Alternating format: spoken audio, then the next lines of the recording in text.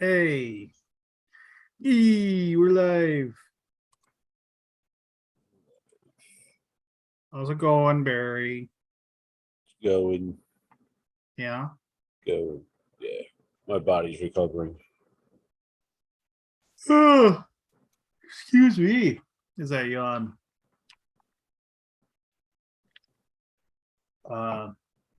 Tonight's drink of choice is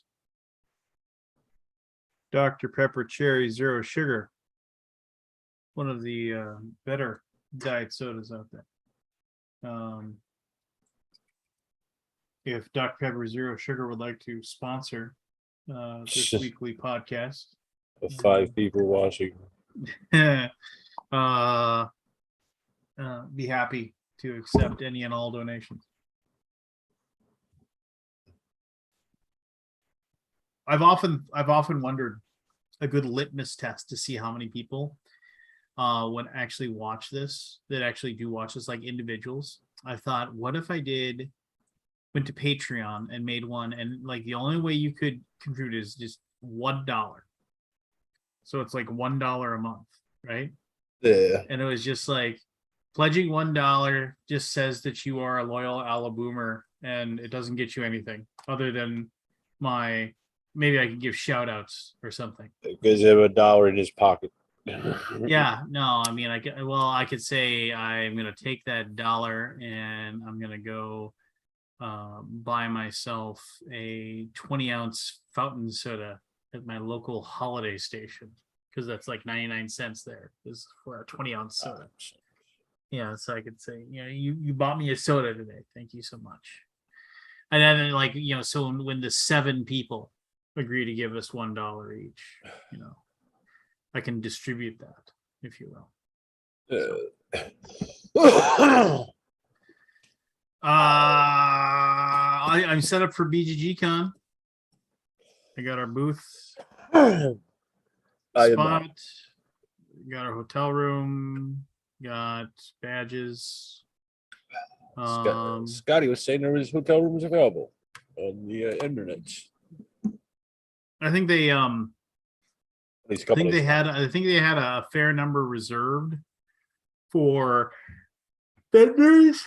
The vendors didn't use up all of the spots, and so now there's like rooms and whatever, if you are so inclined. You get to see me if you go to BGG Con. Or you could have fun playing games. Yeah. You could see me, as I've said a few times now. So. I thought about it briefly, but not this year. Maybe next year. My daughter will be there. So poor kid, stuck with you all weekend. She bringing her friend or just her? She's working the booth, baby. Yeah. She still has time before and after the booth. You think she wants to spend all day with you? Yeah.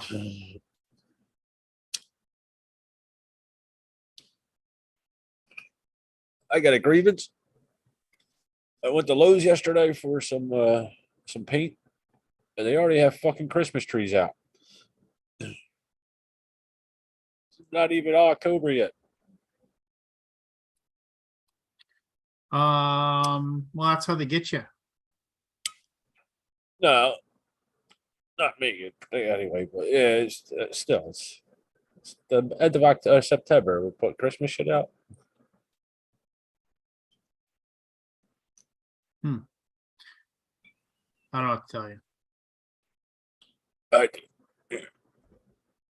Soon it's just gonna be Christmas from after Christmas in July, you just keep on going to the regular Christmas in December. It'll be just year round. Yeah. It's ridiculous.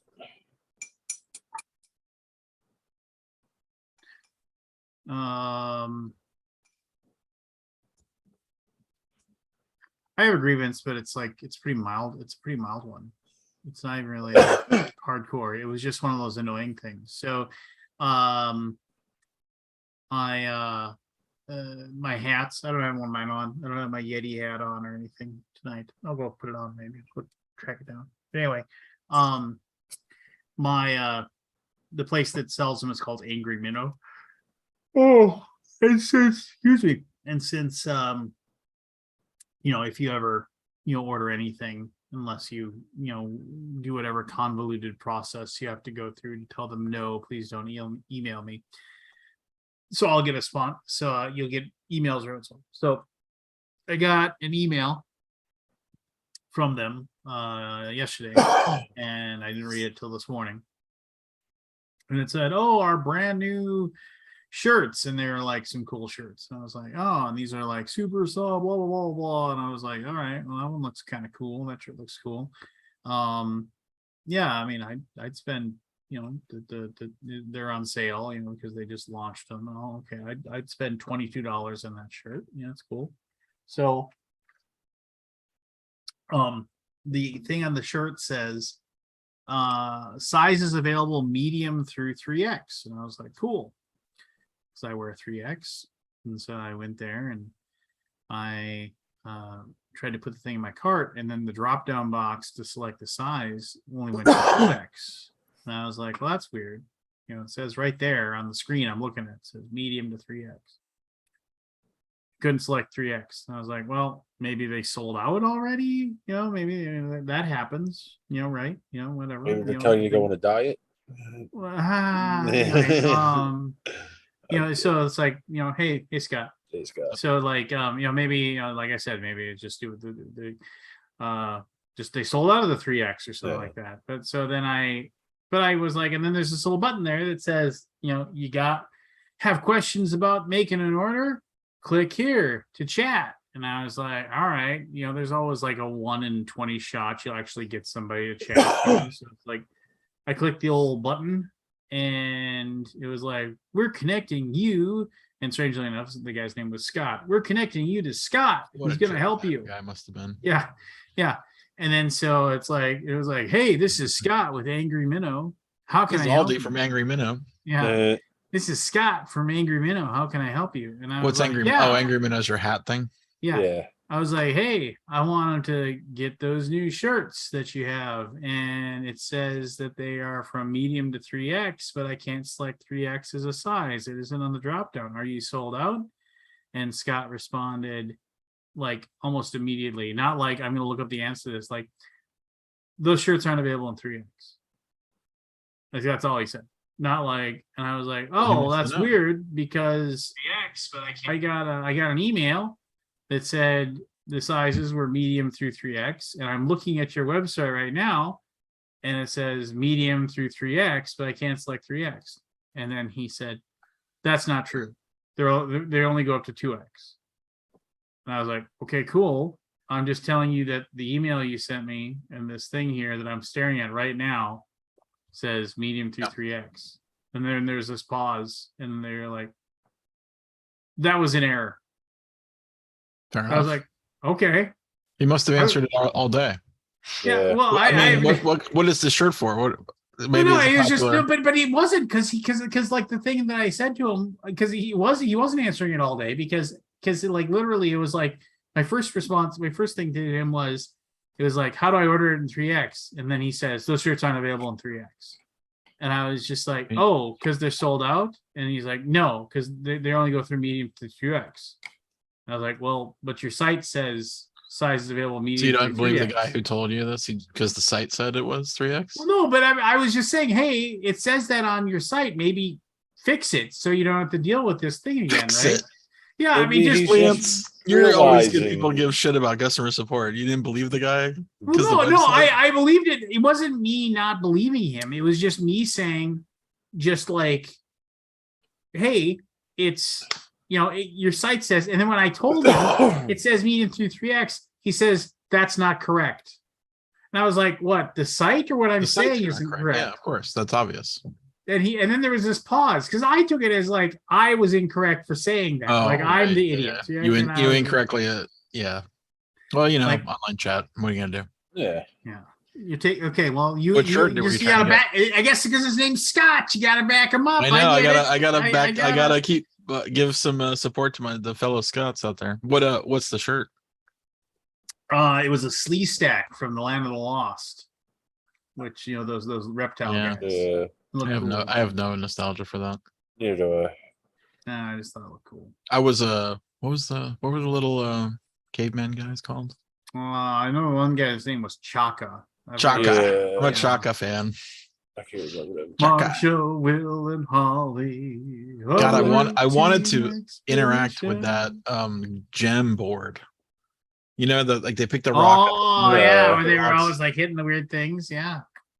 Yeah, the time travel machine, right? Or the triangles or whatever. The Oh, pyramid. hey, check this out. I have nostalgia for that, but not the slee stacks. I don't care. So here's a cool story. So like a million years ago, when I still worked at US Bank, there was a guy I knew. Years ago? Yeah, a million years ago. How long has it been? 6 years. Okay, well, that's almost a million. Yeah. Anyway, so This is my 17th year of working at home, by the way. that's crazy. I know, Anyway, isn't that crazy? there was this guy You're who old. worked at US Bank, not in the same site as I was. He was in Coeur d'Alene, Idaho, but I would end up talking to him a lot because we worked in the same area and we'd always like be chatting about whatever. And then he went to Gen Con, like one of the first years I ever went to Gen Con. We met up and we hung out. And then he came to Fargo and we hung out. And then he was a big minis painter. And like at that time, I had just that was like the same year that the reprint of Space Hulk came out. And so I had a copy and I couldn't paint worth a damn. And he was like, well, I'll paint them for you. And I was like, well, how much? He's like, no, I'll Fast just forward do to it. 2022. So here's the deal. Like How much was it? Well, no. He said, just don't worry about it. I don't need anything. But it Anyway, might take a while. So here I sent them to him in the old World of Warcraft like miniatures game. Remember the World of Warcraft miniatures game? Remember when everybody thought that was gonna like take yeah, go ahead. Never played that. It's in your database or whatever. I'm sure it is. I just don't remember it. So I gave him the minis in this, and he never painted. There's no big. Darn! I thought there's no reveal. There's no big reveal. What did you just send you the lunchbox back? Yeah, no. He sent me the lunchbox and the minis. Of course, I don't even have the game anymore because somebody said, "Can I have the game?" And I was like, "Yeah, sure. I don't have any minis." He's like, "Well, I have." So I mean, like, here's. Yeah. Like he's like, well, I got plenty of Space Marines. And, I sort of guilted Lincoln into giving him his to me. I didn't. It wasn't really like I said it would be really cool to put that in the library, and I forget the circumstances of it, but he graciously gave me his painted. And Lincoln's a master painter. I don't know if you've seen his stuff, but it's I've seen his stuff. I'm aware of his work. Poor Lincoln. He said he was going to paint another one for himself, so he gave me the one he painted. It's in the library still. I think it's still in library. Better be. It better be. Actually, I'm not sure if we left it in the library. So the years go by and the games get more valuable.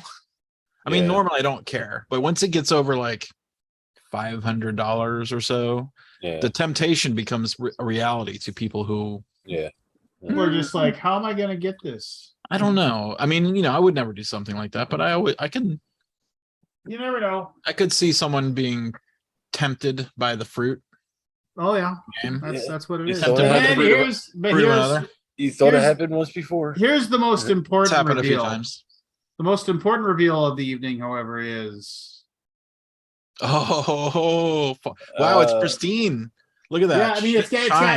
Does it have like, shrink wrap on it still? No, it's got one scuffed corner right here. It's got one little scuffed corner. But I recognize that box. I remember having it, owning it. Viking Age. Viking Aged. Are you gonna bring it to BGG Con? I don't know. I mean, play it. If it's good, like give it a roll. Like at least. Well, that's just it. I gotta get the paste ups, right? To like all the translations. You don't need to know what you're doing. Yeah. I definitely want to play it though. Well, I mean, you can see why I didn't really ever play it. It is a challenging looking game. Yeah. So no, I mean, like this board is freaking beautiful. Oh, is it? I don't remember I don't remember ever I looking mean, at it's just it's. I mean, it doesn't really say much, but I mean, it's It's like like, a but as regular far war as like map. it's really high quality it's for the a. Mediterranean. But I Yeah. guess there's a lot of ocean there too. But no, I mean, Atlantic. it's like, but it's Oh, super high yeah, quality. Greenland. I mean, it's like it's Neat. it's Yeah. and like definitely looks like they Are there minis in that game or no? there are no, it's all tokens. It's all tokens Card- and counters. Is it punched? Yeah, it's punched Punched and and sorted. I got my Swedish rules, or you know. Vikingatid är ett spel för virtuellt tillgängliga. Spelet är backar vilken det är. You're not speaking the language. You're No. You're I'm being- trying He's doing to. the If- Swedish chef. If Yeah, my he's doing the Swedish if my grandmother was still alive, she'd be able to She could read it. because if it's Swedish or Norwegian, she could read it. But yeah, and all the cards are. I mean, the English rules are on some website, you know, that has some database or whatever. Shitty website. Small. But like, yeah, here you probably can't see, but if the cards can come in focus. Yeah, come on. Anyway, the No cards frills, are huh? all. Hold it still. I'm trying. Yeah, but you keep moving it. Oh, there it is. Oh yeah, exactly. 1 silver, 2 silver, 3 silver. Yeah. And there's Is there any art? there's on the cards? probably 100 cards. you Is there any know. art on those cards, or is it all like text like that? I don't know. Hold on, I think it's all text. I really never looked at it when I owned it. I Yeah. think I took it out of the box once and took a picture of it and put it away once. It was is, a lot of time. it is all text. So thank you, Scott. Wait, so I this was appreciate- from. Oh yeah, I forgot that I got that for you. Yeah. I did talk you into trying to buy. I did try to talk you into buying it, so I felt like I needed to buy it for you. It was a gift to me from I don't know if he's on BGG anymore. I suspect he is. Carl. His name is Carl. So I there's met, like a bunch I of met him little- at my first Essen the year Carcassonne came out, Oh, yeah. No, there's a bunch of little counters, little chits. and he sent it to me. That was nice, Carl. Yes. Very nice of him. Not sure what Yeah. happened. I've only seen Carl like one time since I met him in 2000. Hmm. And then I haven't seen him since. I mean, it's been a while. He came by the booth one time. I wonder if Troll Spell is still in business. Trollspiel. I Troll don't know. Spell. I'm guessing. I That's don't what know. my gut says. That sounds like this is our one. Is there any other games on BGG with that publisher? My wife texted me from the other room because she hates it when I do my fake Norwegian accent. She could hear you. Yeah, she was like, "Stop with the voice." She sent me a text. This was game number 282 on BGG, by the way. Ooh. Nice. That could, because we did it, it's in ascending order. It's like our collections were we indexed them into the database. So I think let's that's go. my picture right there. Yeah, that is my picture. There's only one game from Trollspell. Is the website still up? No. Apparently it didn't do so well there. Right? The Trollspell website is gone. She's gone. Not a single discussion about the No. publisher. The picture is broken. Not sure why. I'm sure it was like the guy who designed that game. It when was I his published company, it. maybe. Yeah, and like there's Is a there lot of any guys. forum that- posts about this game? There was a post from 2021, a counter manifest. I acquired a copy that appears to be in very good condition. Many thanks to Niba for posting an English version of the rules so long ago. However, the counters are punch and bagged, and I do not see a counter manifest or a picture of the unpunched counter sheets. I counted the following counters. Someone else just got a copy themselves and can confirm his count. Although mine, I have a few markers missing. I don't have more of anything compared to you.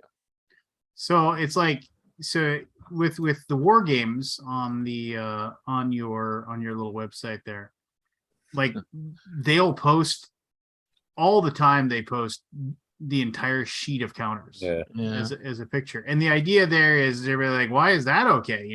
That seems like it would be like if somebody wanted to. Well, the problem is that you don't have the rules, you know, and you don't have everything else. It's also incredibly hard to pirate that kind of a game. I mean, come on. Yeah. You're gonna sit there and cut out your own counters all day. And at that point, With a you know, printout. It's good really for for- you. It's the You get it. printout. It's the printout missing counters is what that's for. Well, yeah, because the counters are small and I suspect a lot of people don't pirate that kind of stuff. I mean, who has the time? If you're really going to pirate the game and you're going to spend 100 hours to print out that little tiny sheet, you of deserve it at counters- that point. Is that what Yeah, I you're mean, it's saying? yours. I mean, at Yeah, that point, pretty much. you weren't going to buy it anyway. It's not like you were Yeah. going to buy it if you were going to do all that work. You're obviously not valuing your time for much. Anyway, I like how did you notice not to point out craziness or whatever. craziness. Is that did you see that somebody posted on your complaint department? Never heard of it. What is that? You got a complaint for us, Scott? I'm gonna It have was fun like, tomorrow. why It's are like we it's a requiring circular people? file. Why are we requiring people to buy avatars? This is supposed to be an inclusive space. What message do we send to new users when they find out they got to jump through hoops? It's a to get community. You have useful? to partake in the community. You don't just get a The free benefit is there making avatar. them feel like faceless second-class citizens while the It's longtime not the way it users works. have avatars. Well, they are until they get an avatar. Spend a little time in the community Yeah. and you'll get an avatar. I guarantee it. You look at them Doesn't take stupid much. pictures like everybody else did. Like 2 cents or whatever it is. I don't know. I It's mean, I just- feel like anyone that would reach into the community would basically be rewarded with an avatar if they wanted one. Yeah, I'm sure. Not automatic. Oh, there was all Been kinds of. I 22 remember- years since that. No one has ever said that before. That's interesting. I wonder what that's all about. Just a Um, bitch, Scott. Just a bitch. You got to complain about something. It's not a, it's not BGG. I remember there was an entire thread, and it might even still exist. I wouldn't know, but I mean, there was an entire thread that was all about if you don't have an avatar, post here, and like That's people- dangerous, though.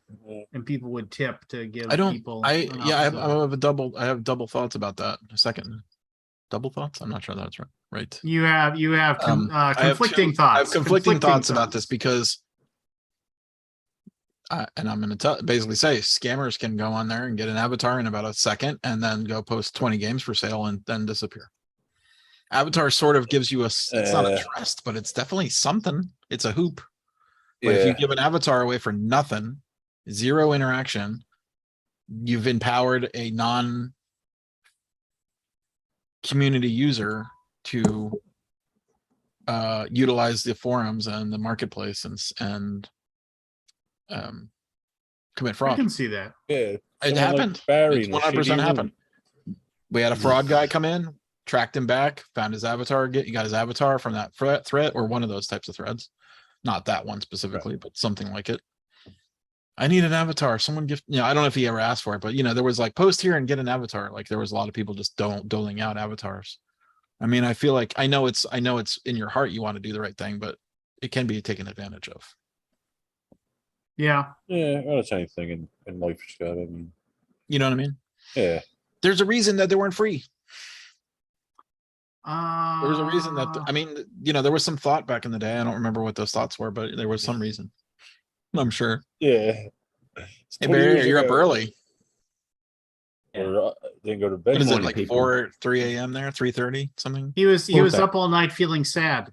It's I was 4:30. up all night feeling sick. Oh, Sick? no. Oh, that sucks. COVID or You feeling something? Okay. No, I got cold. My nose is Non-COVID cold. yeah, a Is non-COVID your- cold. is- Is your nose running? Yeah, my nose is running. Better go I catch sneeze. it. Better go catch. And you know what? It feels so alien because it's been like years since I've been ill. Yeah. Yeah. Why don't you doesn't feel brag right. about No, it? the COVID was the first time I got sick in Yeah. 2.5 years. Crazy. All right, Anyway. let's go to my wish list, which was at 16. Knock one down. And now Only because 16? of this, Okay, it's pretty good. Pass it around. now because of this, I can remove it was on my must-have, want and trade, want to buy, want to play.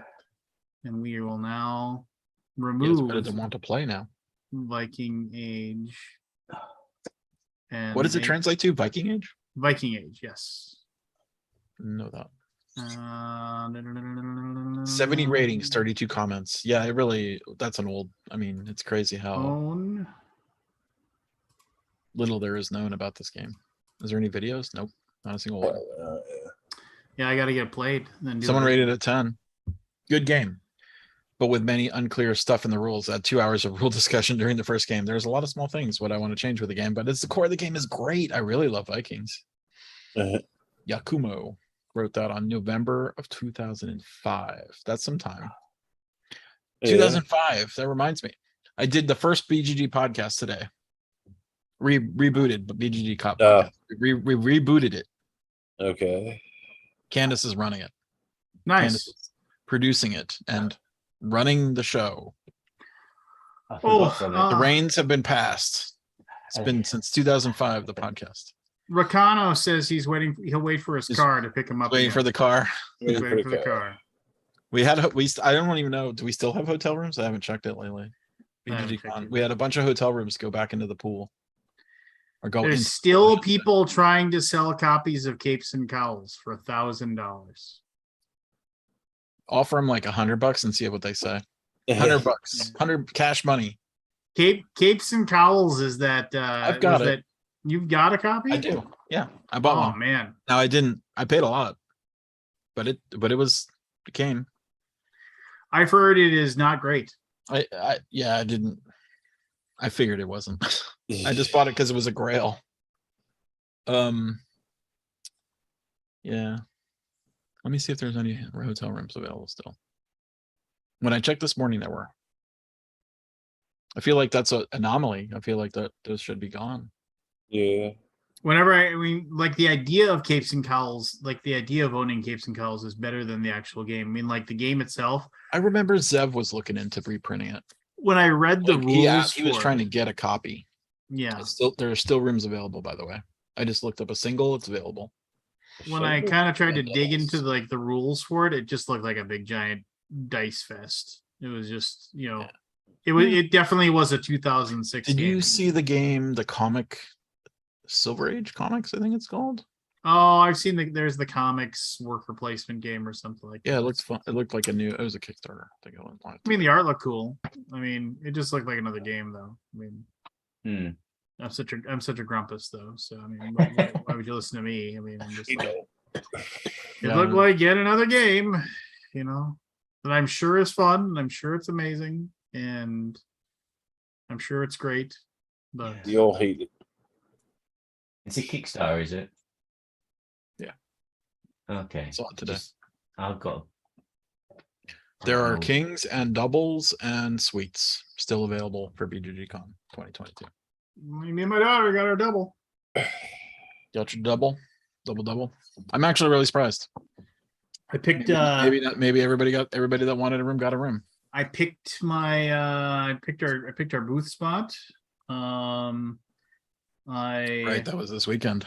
Did the booth spot, talked to Jeff. I mean, like the booth spot took like 10 seconds and the rest And then of talk to Jeff for 5. Was Yeah. that? It's like every 5 minutes, right? It's like yeah, parts- and then partitions we got a little run over because the other person didn't show up right away. So like me and Jeff just kind of shot the bull for a little while, which was nice. I enjoy talking to Jeff a great deal. He's a nice guy. Talked, yeah. I mean, it was weird.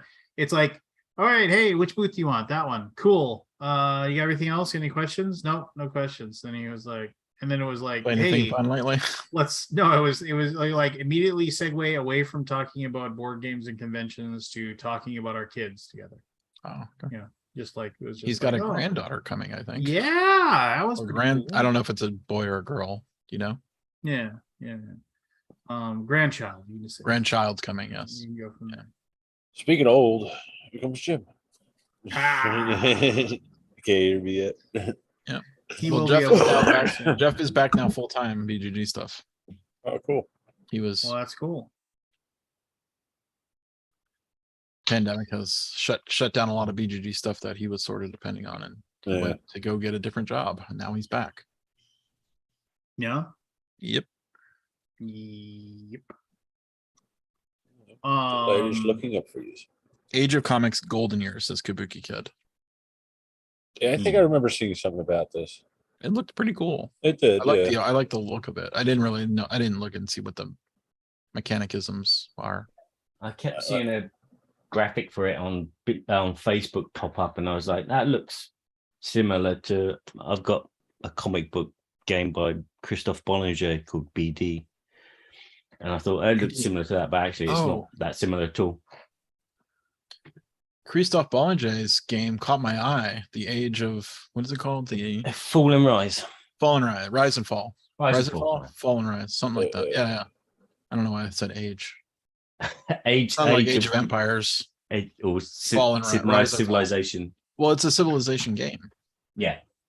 But knowing him, it's got a twist for sure. I mean, I'm sure it's not straightforward and not really, no. Although it does say it's simple in the BGG listing. It says it is simple. The rules are simple, but it takes a lifetime to master. One of those kind of things. It's a kind of build your own world kind of thing. You're building an ant farm basically.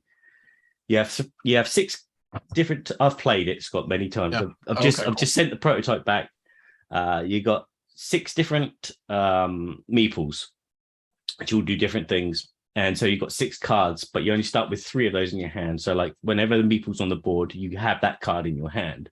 When you remove that meeple, you remove the card. So you're doing like a kind of a mini deck building. So you play a card. And then there's only 6 cards. Yeah. You play a card, but if you've got 4 meeples, which are explorers, you move all 4 and they will do different jobs. So one could just explore, one could turn into a merchant, one could actually build a city, and then you can produce more nomads. That's the name of them. So yeah, so you play a card, you do the actions with all those meeples, you play the next card, you do the actions with those meeples, and it's all about timing and engine building. And it's very simple and flawless, and it's clean. It's a pure logic game. Will it be a big one? Will it make it be a big? Will it be a big hit? You think? It doesn't look like it at the moment. I was expecting it was to it a Kickstarter? Yeah, it's on Kickstarter now. Oh, it's on Kickstarter now. Yeah, I didn't know that. It's not going to be available at Essen. No, it's next year. Bummer. Yeah. Oh well. But you'll be able to play it at Essen. But I'm not going to Essen. You're not. I'll be there in spirit. I know. Oh, Mom. I'm gonna miss walking past that BGG booth. Oh yeah. Yeah. Those I wouldn't jerks. say I was missing it, Bob. I wouldn't say I'm missing it.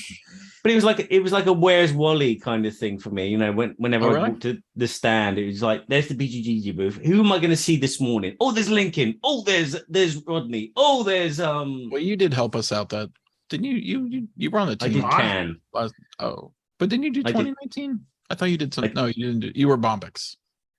Yeah, 2019. But you did Can. Yeah, I did Can. So you know what it's like to be at the BGG booth. Yeah, we work your ass to death. You do.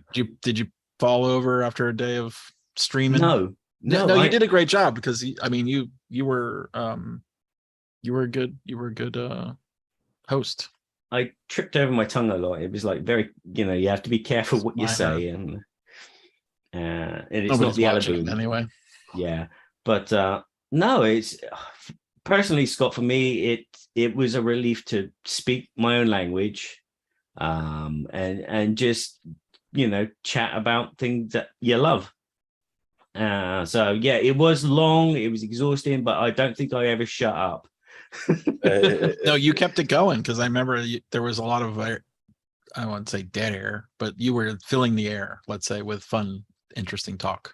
Yeah, I watched almost the whole thing. Yeah, I know. What else am I gonna do? Yeah. No, it was great. Yeah, it was great. So thanks for letting me do that. Yeah, no worries. Hopefully it's hard. I don't want to get into the reasons why we're not doing it, but I think things have changed in the world of board gaming. That such a thing that we did has grown out of its usefulness, in my opinion. And people just don't care. there's so many things to get now and watch, and Yeah. why do we do what's the point? Mm. I mean, So I a loved lot it. I love doing it. I mean, it's not like I didn't love. I mean, I thought, it was sort of like one of those things that fell into our lap. We're like, we have a booth at Essen this year. Ooh, yay. Hey, we got a webcam. Let's turn on the webcam and see what happens. And that's sort of where it started. Right. Freedom and Friesa was the first guest. He Oh, was explained he? his game that year. Factory Manager, I think it was. Factory Manager. It was either him, it was him. And then we had Queen, what's that guy's name? Queen's dead. Dirk Hen.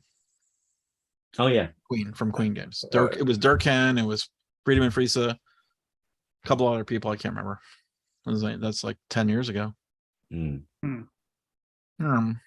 Yeah. But I don't think anybody really cares anymore. Or maybe they care, but they're not going to watch it. Like it's not engaging enough, because I could go watch Rings of Power for 8 hours and instead. Yeah. I mean, we're in a world of instant access to amazing entertainment content. Well, you're gonna watch a guy who, and not saying that this is a bad thing, but like, it's not their native language. It's a challenging presentation. They're not used to presenting things on camera. It's a struggle. The sound sucks because the halls are so loud. It was not. It's all the environments are fighting against it anyway. Yeah, but at the time it worked because people couldn't get to these events. I mean, I know in the early days, back in 2010, I couldn't get to Essen, so it was a case of I'd watch it. Yeah, and it was amusing to watch these people struggle to speak English and explain their games. You see Beth and other people just get really not frustrated, but you can see they're trying to help and try and understand. And, because they don't know the games themselves, so they can't help. Yeah. I mean, they can try to egg it out of someone, but there's just wasn't enough. There's just not enough people that participate. And there's too many games. It was over. Yeah, there's too many games. I mean, you're games on 1 minute a drafting game, 1 minute a dice game, and it's like 10 minutes later there's another drafting dice game, and it's like, well, I don't really care. I just want to see what the new God of War board game is, or I want to see And I'm not complaining, but it was an incredible amount of work. We busted ass. I've never busted so much ass in my life on these conventions, physically and mentally. Like the setup days and like the heat and the cold and the all the shit we had to go through with that stuff. Yeah. Anyway, those days temporarily over. Let's say.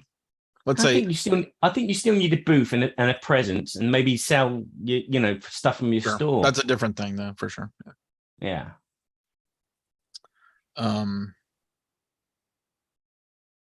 But there are 360 days in a year, other times where people can present their games through us.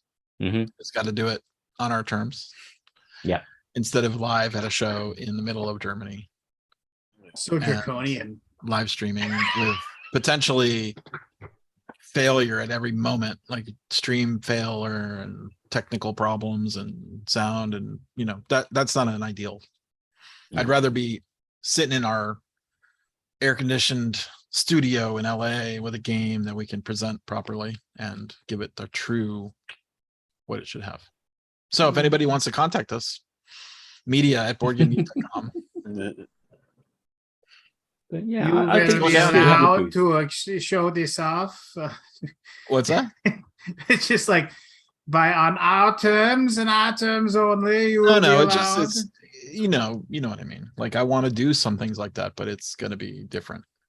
Oh yeah. Assuming people want to do it. I mean, it's that's what it's more in their balls and more in their court now. And if they don't, then they don't. If you do not like what we, and again, I went through the list of Essen games today. Oh my gosh. How many are there? I filtered by English only, by the way, because there's duplicates in German. It's 700 English titles. 700 English. Yeah, I was kind of like, what? How is this and possible? again, I know a few game companies which actually do their own publicity like that. So they got their own little recording studios in their offices. So they can do their own promotions. times have changed. Sure has. In times like these. But I did come up with a list of 5 games that I'm really looking forward to. Enlighten us.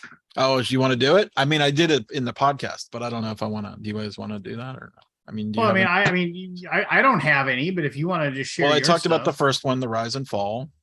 Yeah, good game.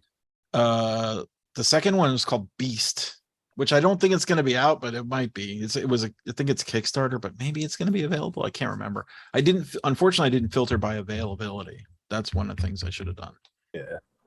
Beast. It's a hidden movement game. One player's the Beast, and then you have a team of fantasy trackers, hunters, to track down and kill the Beast, I think, or capture the Beast. I don't know if it's killing or capturing, but I love those hidden movement games. Yeah.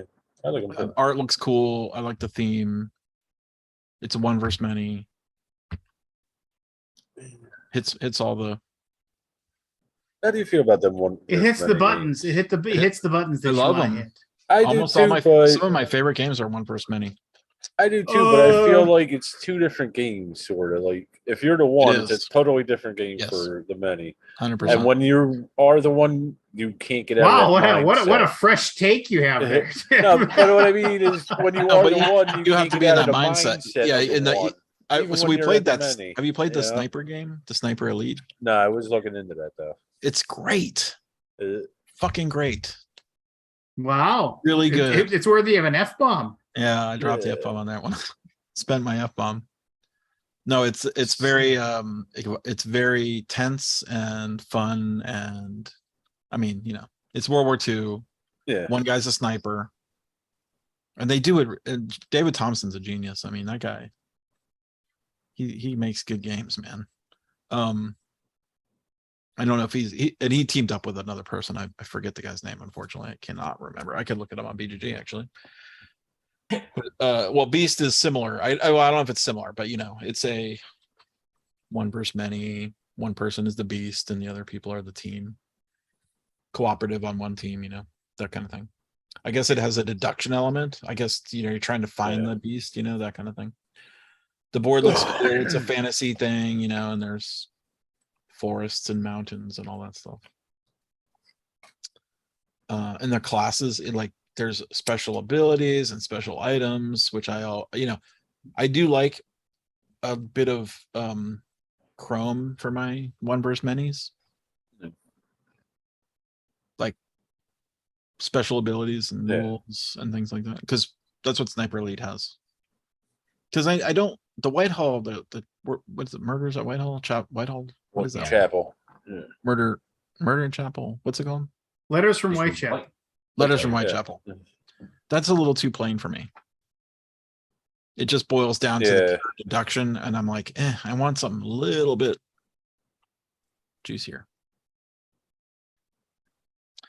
Thank you, Kabuki Kid. Roger Tankersley did the Sniper Elite board game, which is phenomenal. And I don't even know if that's going to get I don't know what's getting played these days. It's hard to keep track of it all. Hey, you know what I giggled over today, Scott, that had to you. I thought about something, and then I just laughed, and they really looked at me like, what's so funny? I was like, it would take forever to explain.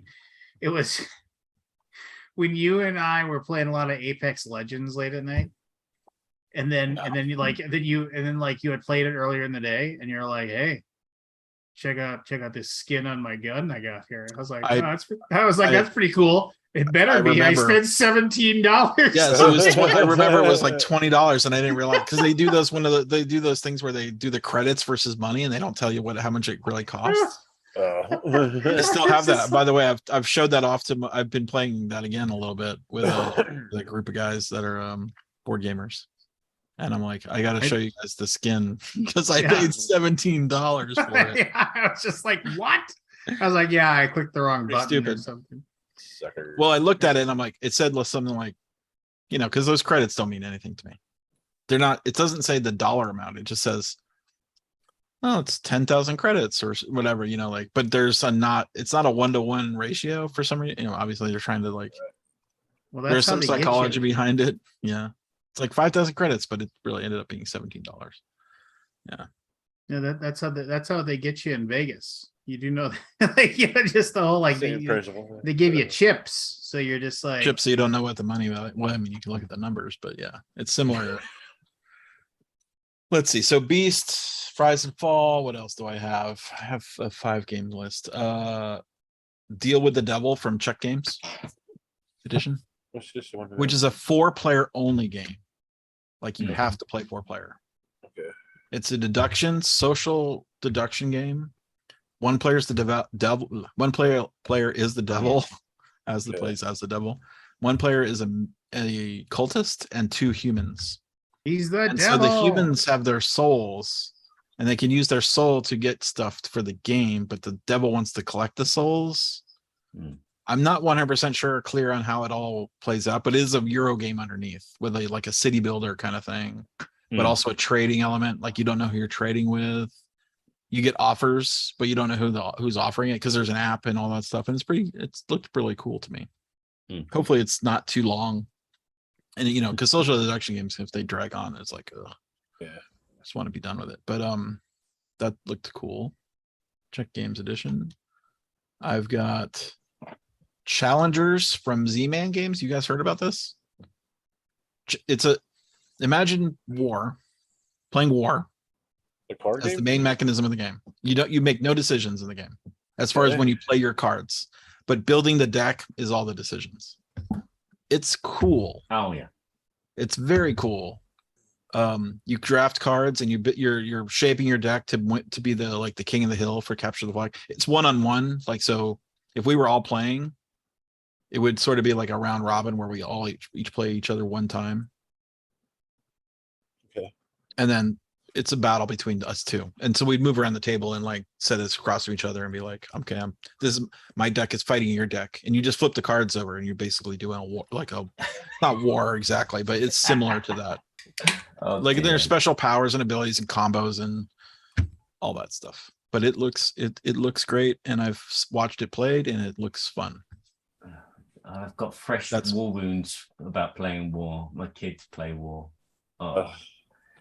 Turn the card. Oh yeah, you should get this done. Smack the loser in the head. It's the new war. Yeah. And my last of the 5 is Findor from Freedom and Friesa, 2 Spiel. It's based on this time. It's a city builder based in Bremen, which is his hometown. Okay. The guy, I forget the guy's name, but it's got 3 F's in the name, so I guess that's why he did it. But Findorf, his last name is Findorf. It has 3 F's in it, double F. And then Lincoln played it when he was in Germany, and he thought it was great. And it's got you're building structures of the area from the historical building of Bremen, which was a peat bog. Okay. And then it has a peat system, peat moss that you can sell or something, like it's the fuel, like it's one of those things. And then I love this line. It says, do you raise the chair pipes factory or the slaughterhouse to gain a lot of thalers? Is it thalers or talers? I don't know that pronunciation of that. Or smaller structures like schools, the beer hall, or the peat skipper shelter to win the game in small steps. You can even profit from the high mortality rate of this period by running a cemetery. Cool. Like, okay, I'm sold, right? Like it's got weird death Realistic mechanism in there too. Anyway, it's probably a very quick, hopefully it's quick. Yeah. It looks it. I enjoy most of his games. Yeah, it says 55 to 75 minutes, so I suspect it's not like a huge long game, but it sounds fun. Anyway, those are my 5. Nice. Good selection. Hello, Matthew. Hello, Jim. Hi guys. Hey, Guess what I'm doing right now, Scott? re-rendering the Flattening my images. Yes. banners. I'm sorry. That's okay. Hopefully it's not too hard. No, I'm done. It took me like an yeah, hour. okay. Oh, an hour? Okay, well that's some time. I was kind of fiddling around, so Damn you, Scott. I made Matt jump through hoops for BGG stuff. I didn't keep up on the trends. Yeah, we sort of eliminated animated ads from our systems because they weren't performing as well as a regular ad, banners. Yeah. Surprising. but No one wants to click on an animated ad anymore, apparently. Let's bring flashback. Oh yeah. We had a flash vulnerability at one time at BGG. It was great. That was fun to deal with. Yeah. Because remember Flash? Yeah. It was a big vulnerability thing. It was a vector for like if you did a Google ad with a flash in it, and you could put whatever you wanted into it, all kinds of crazy shit. To leverage someone's computer. Yeah. Unfortunately, that's part of life with a computer. Everybody's trying to escape. It's always that way. Yeah. Nigerian princes and Never again am I lending that guy money. My malware that prince. I forget his name now. My malware bytes went off this morning, freaked me out. I don't know what it was doing. Did it? I was getting a lot of blocked website alerts. I was blocking it to Google. I was like, Google's not malware. Something weird. Yeah, every once in a while, like you'll trigger something. I updated it and it went away. Yeah, it just needs a good kick in the pants or something. And then it's okay once again. Yeah. Anybody else looking at us and stuff, or no? Just me? Just use your phone. I'm the only one that had the time. I never. Yeah. There's too much games, man. There's a lot of games. I'm too busy. I'm gonna probably end up having to go to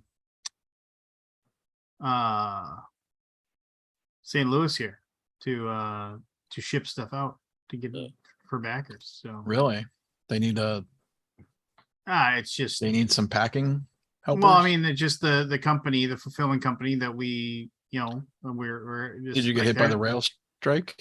No, they're just super backed up, and they got a lot of other, and so it's just like, they've every single week they say it's going out this week, and then the next week comes and they're like, next week that's gonna be, and that's happened like 4 weeks in a row, so and then we look like turd blossoms because we go to our backers and say, hey, they told us going out next week, and then nothing goes out, and they're like, where's our stuff? Oh, they said next week. And eventually they're just like, you guys are liars. You can only say what you've been told, right? So yeah, I mean, and I'm not trying to be like these guys suck, I'm not trying to be like that at all. I'm just, it's one of those things where it's like it isn't like they're wanting to string us along. They just, it's just, well, our fulfillment company delayed us because of the impending rail strike, which, by the way, never happened.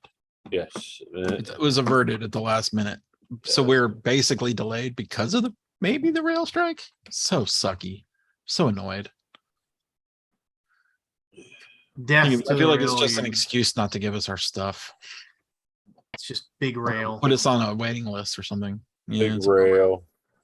Big rail. We don't. First they run over Barry, then they don't get you your stuff. Yeah. They only ran over me twice. Do you have any concept of how a container gets put on a rail? They just put it on the cars. They catapult it and hope it lands on the train. I have no concept of how it works. I know it's a train, but I don't know how it works. No, it's a crane. The crane puts it on a rail. Moves it, flatbed train. They strap it. Yeah. So, by the way, those rail workers only wanted one extra day off a week. That's all. Or something like, or I forget per period. I don't even know what. That's usually what the strikes are, Scott. They were going to bring the entire American economy to a halt for that. I mean, not that they don't deserve it. I fully support their. I think you're saying they don't deserve it. No, but I'm like, management's not going to give them a day off because like they got to this. By the way, also they get written up and potentially fired if they miss a day of work because they had to go to the doctor or something. Like that is on. Yeah. That was another thing. I was like, what? Yeah, I guess the rules for not the rules, but the unions for the rail go back to the 1800s. Yes. And what that's country is this? Russia. No, it's America. I was part of a rail union. What's the old normism where they said he had that like his bit was. I mean, I fully don't understand it, but apparently it goes back to the 1800s. I'm like, what? Yes. Wow. Norm's bit was like, there's a new law passed in whatever town or whatever, stating that adult dancers need to stay 10 feet from patrons at all times. In this, like, let's just say it's like, Smithville, Pennsylvania, or as I like to call it, Nazi Germany.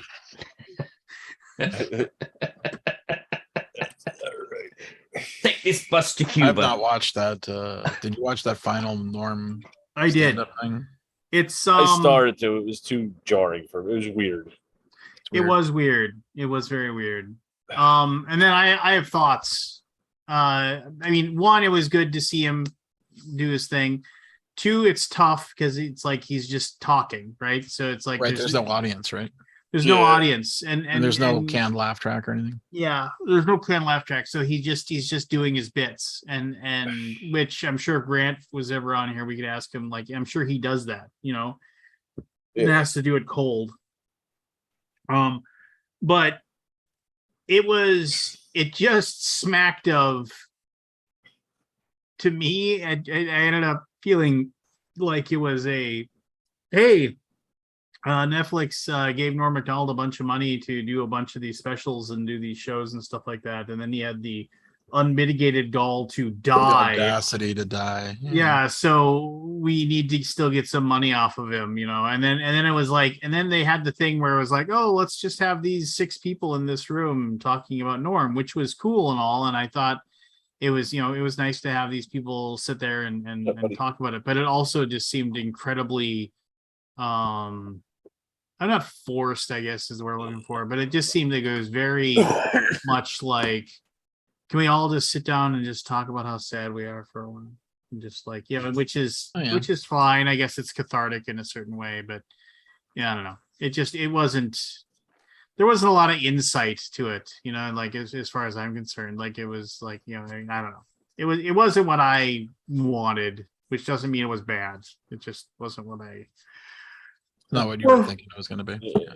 well, I mean, it just wasn't what I wanted. I mean, it just didn't. And I still think was probably the funniest comedian. Like, he just made me laugh on a consistent basis more than any other comedian ever. So it just kind of sucks that he's no longer alive. So, but what are you gonna do? Yeah. Anyway. What was the other thing I was gonna add? Oh, so my laptop that I use, I still need to just go and put together a computer, and I haven't done it. It's been like, I mean, like 2 years ago I was talking to you guys about getting another computer, but this laptop's Video cards have dropped like a rock because of the Ethereum dropped out. They stopped letting the Ethereum be mined. Well, it isn't even that, it's just not worth it.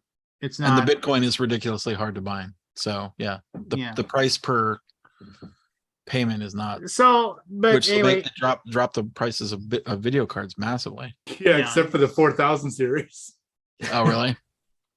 Oh, Are those So- really expensive? It's like a car. the whole point of this is that the keyboard that's part of my laptop, it has like some keys that are like fussy, like I'll hit them but they won't work, so I have to like hit them again, kind of thing. Like, it's just one of those things where it's I've been- Peanut butter does that. Peanut butter Yeah. does that. yeah. Anyway, so yeah, that's so- what it is. Peanut butter. yeah. Well, you're Americans, So- aren't you? so- So I went online. I was like, oh, I could go to like a Best Buy or something and buy, but everything I looked at to go and like pick one up, it was like, minimum was like $40 or $30 for a keyboard with all these special. I don't need any special like 18 different function keys and programmable this and light up boards, and I don't need that stuff. I just need a QWERTY keyboard that I can type on, that I can, You need and then 26 letters and a yeah. Exactly. So I maybe some- found one on Amazon. It was like $12. You have it in 3 days. Cool, done. So I get it. So here's the weird thing. Since I've been typing on a laptop keyboard for so long, and I've been typing on, and it's because it's a laptop keyboard, it's very low rise, right? There's no big chunky keys to hit.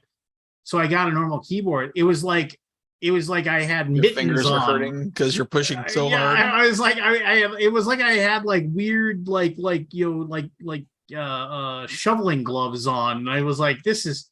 So I used it. I forced myself to use it for a couple days, thinking it would get better, and then it didn't. And then I just went back onto Amazon, and You can get one of those low, yeah, I did that. I went like back on chiclet Amazon, keyboard. and I bought a chiclet keyboard for $9. You know, Yeah. so $9, you big spender. That's amazing.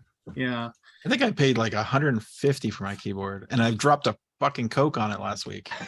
That's not. I just I good. have bought not this turned it one. back on since it broke. I have to hopefully maybe This survive. this that. was $11, and like click the little button on Amazon for the $2 coupon. Yeah. You know, you ever see those? It's like, who doesn't do like, that?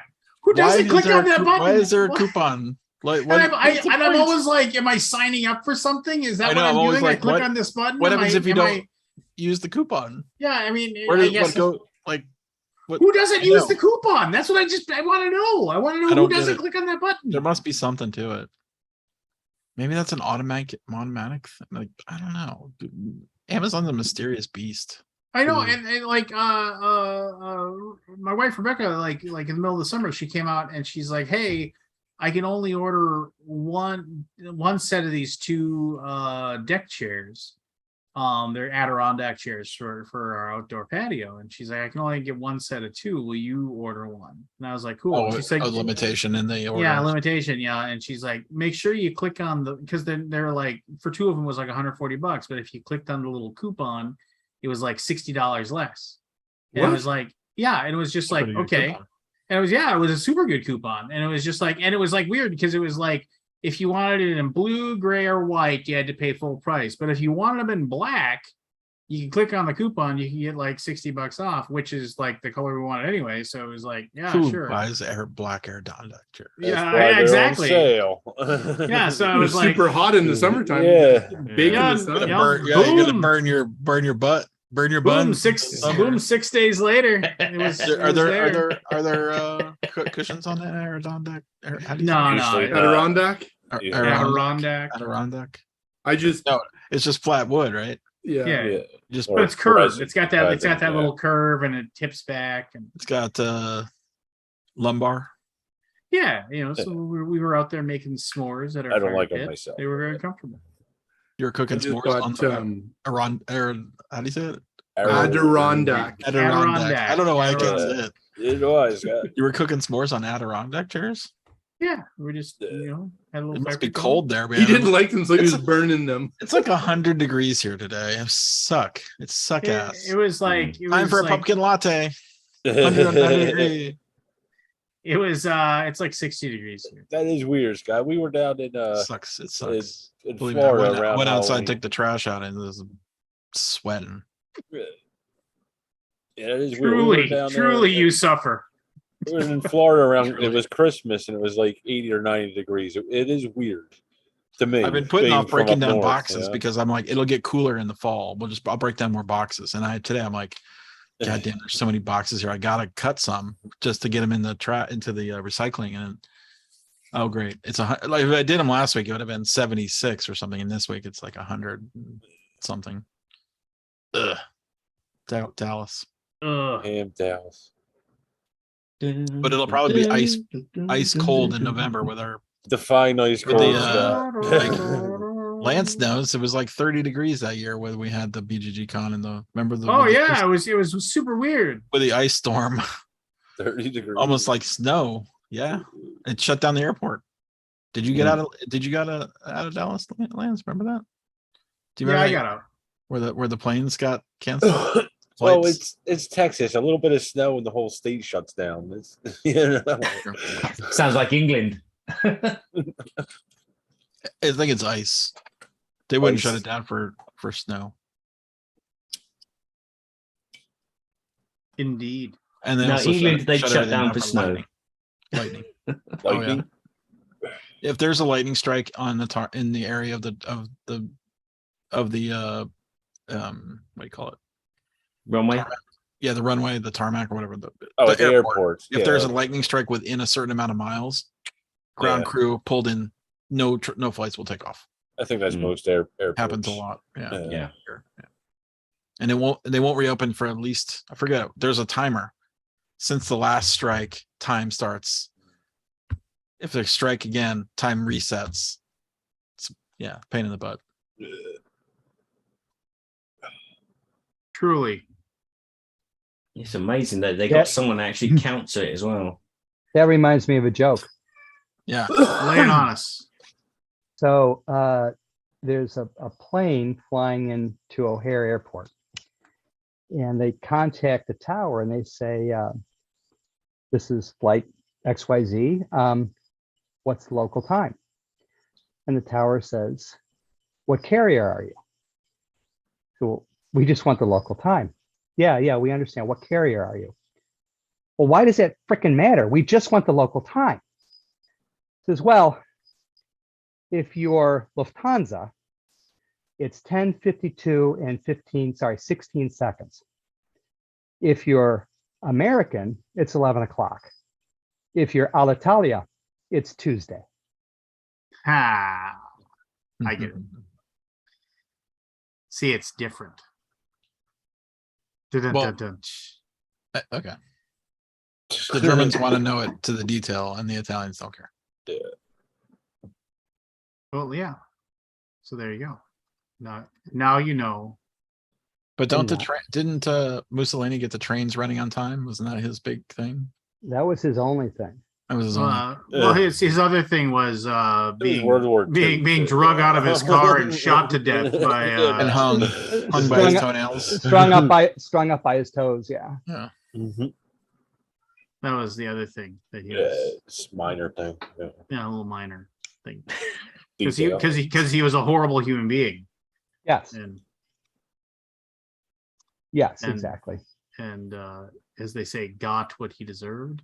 I guess is what we're looking for. It's not enough of that nowadays, is there? Not enough. In my opinion, no. Um, The word in Mhm. my house is that Karma's a bitch, but Yeah. she's kind of overloaded lately and moving a little slowly. Okay.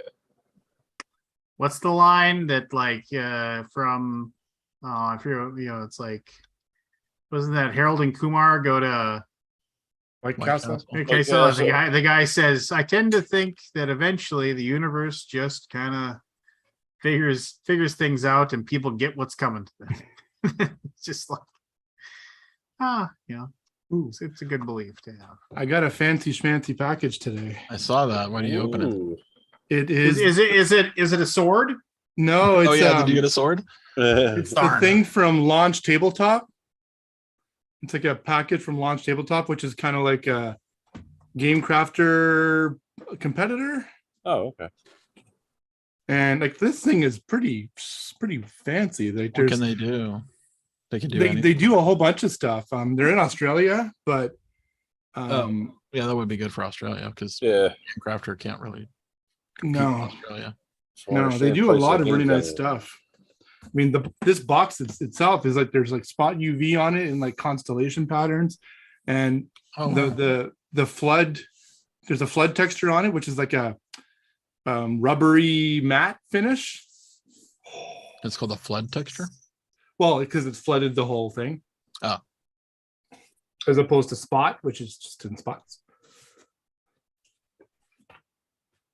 Well, it looks cool. Neat. Neat. They as sent it to you? say. Yeah, I'm Are friends you working Kate. with them? Oh, I'm friends with the guy. He and wants the my thing. business, so. Oh, there's like Is a it- magnetic clasp on it too. Holy shit! Is there anything Okay. inside the box? there's Magnets. a whole How bunch do of they stuff. work? Wow. Yeah, How it's is really that? nice. That's print on demand. Far too much money was spent on that box. Well, they're trying to get business, right? They're Yeah. just new.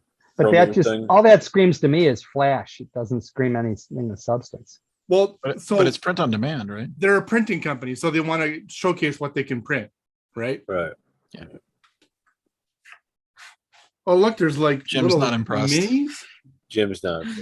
Jim's so it's- is it- watching is it- from afar. Is that It's a 3D waste said of money. slowly. Is that 3D printed or is that molded? These are wooden CNC wooden. meeples with heat transfer stuff on them. Really? Yeah, In Australia? I guess So, so. so is this company doing the actual physical production or just doing the screen printing? They might just be doing the liaising and then getting everything done in Toronto now, in China. Got it. Oh, I even got a personalized notebook. Personalized to you, or does it Yeah. say? Does Matt it say is easily bearer? bought. What does that, Yeah. Maddie? Matty P. Maddie P. Let it be known that Matt can be you're- bought You can Matt? be bought. Easily. Easily. with paper All product. right. So Matt, I don't know if you have this problem. This is a problem that I have is I'll buy a nice new notebook, and I really love notebooks. And the nicer the notebook, the less I use it because I think I don't have anything worthy of writing in Yeah. this notebook. I find it my problem. Yeah, Jen got me a leather bound thing. I've never. I can relate to that issue. I've got a few of them. I did some for AEG a couple of years ago for as a Christmas present. I got like they were those leather journals with the kind of like Yeah. tie around it, and I Yeah. got the logo stamped on it and everything, and your name is on it too. So I got one for myself, and like I don't use it very often, but I hear I know exactly what you're talking about. I picked up this one at a Ren fair, which was this embossed leather with this dragon on it, and it had these metal clasps, it looked like claws that hooked in. Oh, really? Oh, Yeah, wow. it was just beautiful, and the pages were almost like a vellum. And to this day, it's empty because I have not. It's like I don't even have a pen that is worthy of writing on those papers. I'm gonna have to use a pen and ink. I'm gonna pull up my old quill tip dipping pens. Last year, one of my friends in BC, he's a game designer, he's a publisher now. He did these things called fail faster journals. And basically it's a game design journal that has all these different, like on the where the page numbers are, you can just flip and it's basically just random D6 results. Huh. So all these different kind of game design things. So I sent all of those to my clients for Christmas, but I also sent with it a personalized Fisher space pen. Oh, nice. Yeah, Those are nice pens. they are, and they're not that expensive either. No, they're not. I keep one inside. I use one of those standard laboratory notebooks all the time. Yeah, And a Fisher space pen is perfect to fit inside it to close it up. yeah. I don't know what happened to mine, but the actual part you hold on to just came like it comes off. Yeah. So I'm at the grocery store, and all of a sudden my cartridge is over there, and the spring is over there somewhere. It's happened a couple of times. It's been really frustrating, actually. Oh, you live a I know, rough right? life. Son of. This is cool. When I will got- when will things get better for Matt? That's what I was worried about that today. I was thinking. I think they're getting better by the minute the way he's Yeah. acting. He's hiring For who? people for you. For me. Well, For I you. do have to go to a wake tomorrow, so Do you? Well, that sucks. yeah. My cousin passed a couple of days ago. Oh, I'm sorry. Was it expected or no? I didn't realize he was sick with cancer, but I guess he Oh. was. So, That's terrible. pancreatic cancer. So I think it was Oh, that's probably horrible. Yeah, pretty my quick and grandfather. painful. So Yeah. I remember my story I have of Kenny. He there's a pool hall here, and I was there. I was probably just like 19 or 20, the When you drinking say- age. When you say Kenny, that's your cousin. Yeah, that's my cousin. And I was probably just turned drinking age, if not like a year later. And I'm at this pool hall and I'm ordering drinks from the waitress, and she's like, I'm sorry, I'm gonna have to see your ID. And I sort of showed her, and she's like, hold on, I'm not sure that this is real or not. And she's like really giving me a hard time. I'm like, fuck, what the hell's going on? And like I was like shitting bricks here at this time. And then she's like, I'm just kidding. And she points to my cousin who was like a regular there, and he was like told her to give me a hard time. So that's the story I remember about Kenny. And that's what you bring up tomorrow at the wake when you're drinking. Yeah, exactly. It's a good memory though. It is. It was fun. You It was didn't like say- what, 30 years ago? Wow. Oh. Yeah, but it's lasted a long time and it brings you a smile. That's what's Yeah. important. Sure does. I I didn't mean to bring everything down. No. But- Damn Well, I you, got- Matt. Well, I got some good news today. What's that? Two things. One is the artist I just spoke to looks like I'll be able to sign her for a new game. She's really looks like she's gonna be easy to work with and pretty talented.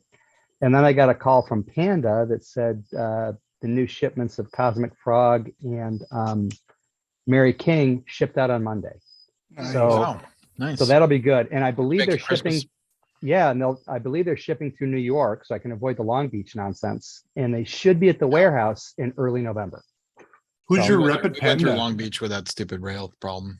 Yeah, my rep at Panda was Carrie Rundle, but apparently she's no longer with the company very recently. Oh, okay. So I don't know her. Cool. She doesn't know you either. That's great news. yeah, it's very good news. I'm Congrats. very Yeah, happy about it. I mean, Thanks. anything that shows up in time. I think we're still in a bit of a Yeah. Everything's Yeah, still well, crunched thank- pretty well. yeah, still yeah. crunched. Yeah, and the shipping rates are still through the roof. I mean, for a 20-foot shipping container, it's still around $1,200. I'm sorry, around 12,000. 1,200? Where? No, Tell me. Sign me up. Sign me up. $12,000. It's definitely less than it was 2 years ago, though, or a year ago. Yeah, I I paid mean, last. it's still crazy expensive, but Yeah, It'll I think come I think the worst. They'll I never paid go was- back down though. They'll never No. go back down to where they were. no, it Yeah, will. I don't where think it's- it'll. It's, I don't it's think it'll go fine. back to where it was, but I think it'll go back to like higher than that, but not as high as it. Yeah. The really, Scott, I don't know if there's any way that we can influence this at all, or you from your vantage at BGG. But if have a The publishers, man in the high castle over I here. have Yeah. no influence at all, man. well, yeah, Nobody but listens to me. Scott, who? but listen, if publishers who distribute through the same warehouses can just coordinate production so they could share shipping containers, you can get a 40-foot container, split it with three publishers or 2 or 3 publishers. That brings your marginal cost way down. I don't know if that's possible. There's too many players in the, maybe if people work through Asmodee, because Asmodee is Well, doing a somebody lot who's of distribution now. I don't know. somebody who's producing like a shit ton of games, like 5, 6, 7,000 units, they're going to take up a whole 20-foot container by themselves, palletized. But if you've got someone like in my world that 40 makes foot. like 200-300, right? Yeah, Sorry, you just wanna 2,000-3,000. I mean, if I could find someone to ship with me, my cost would go I down by wonder. half. I think there's a couple companies out there that sort of do that. They're in the business of board games, so I think it's to their benefit to combine things.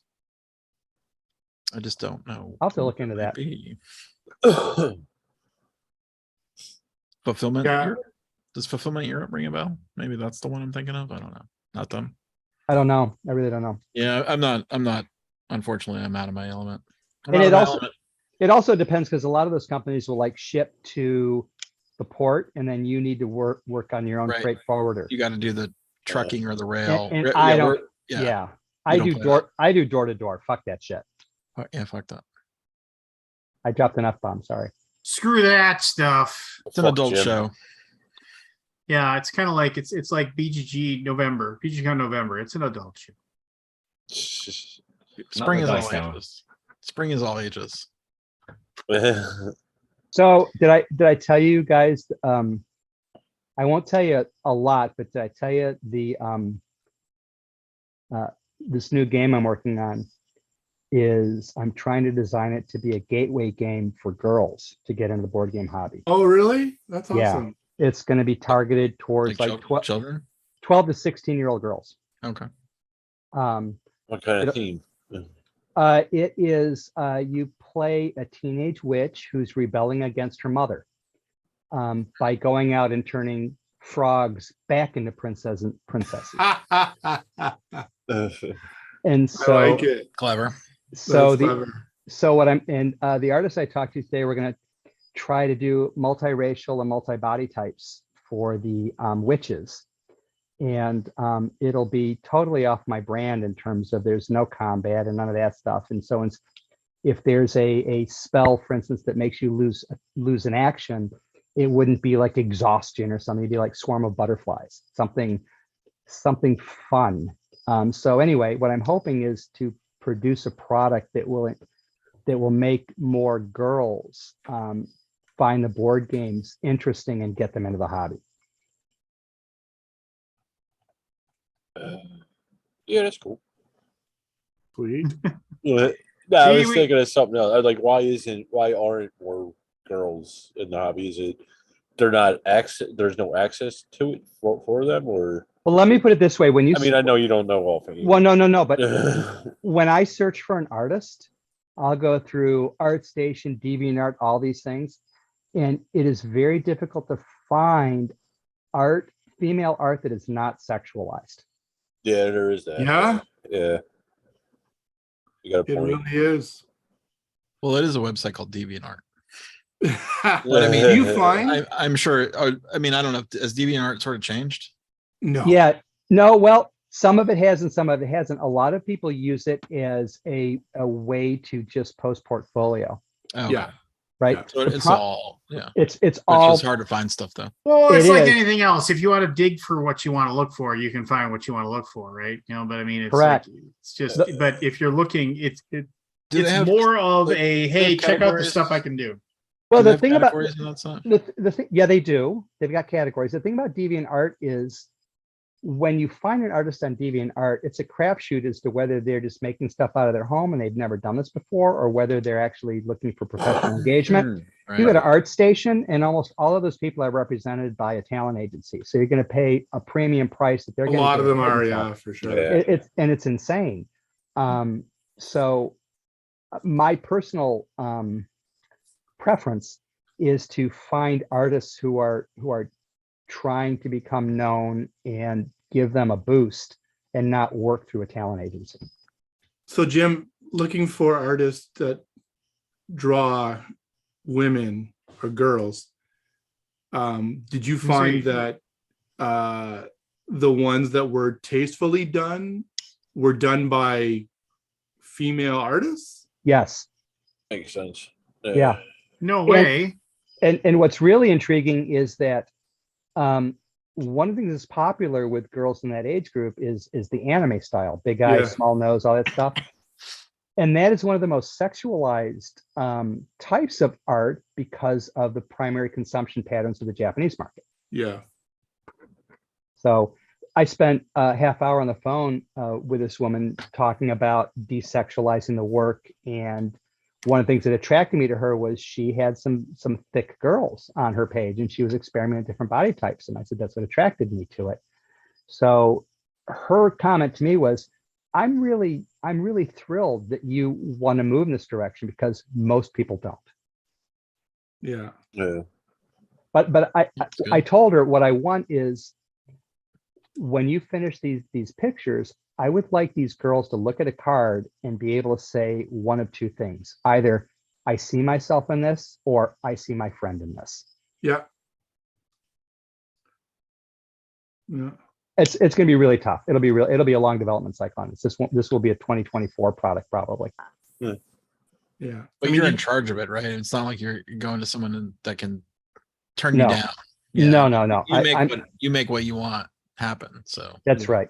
The thing with this game is I'm going to give it more play testing than most games, because I want it to be something that doesn't have so many moving parts that these people will say, why are we doing this? Let's go watch TV. Yeah. Yeah. watch TikTok. Yeah. Yeah. Are you have daughters? I do. How old are they? Now my youngest is 21. Okay. You don't remember the whole band thing? And Yeah. what was that called, Jim? I can't. Oh, the marching band shit. Yeah. I know there's a specific name for it. They went through state competitions and shit, right? Mhm. Yeah. Yeah. Yep. But one of the things that's interesting with the 20-year-olds is that when I show them different art styles, their comments would be something like, yes, I like this. Yes, this is cute. Or a comment was, oh my God, this brings me back. This makes me think of Bratz toys. This makes me think of this.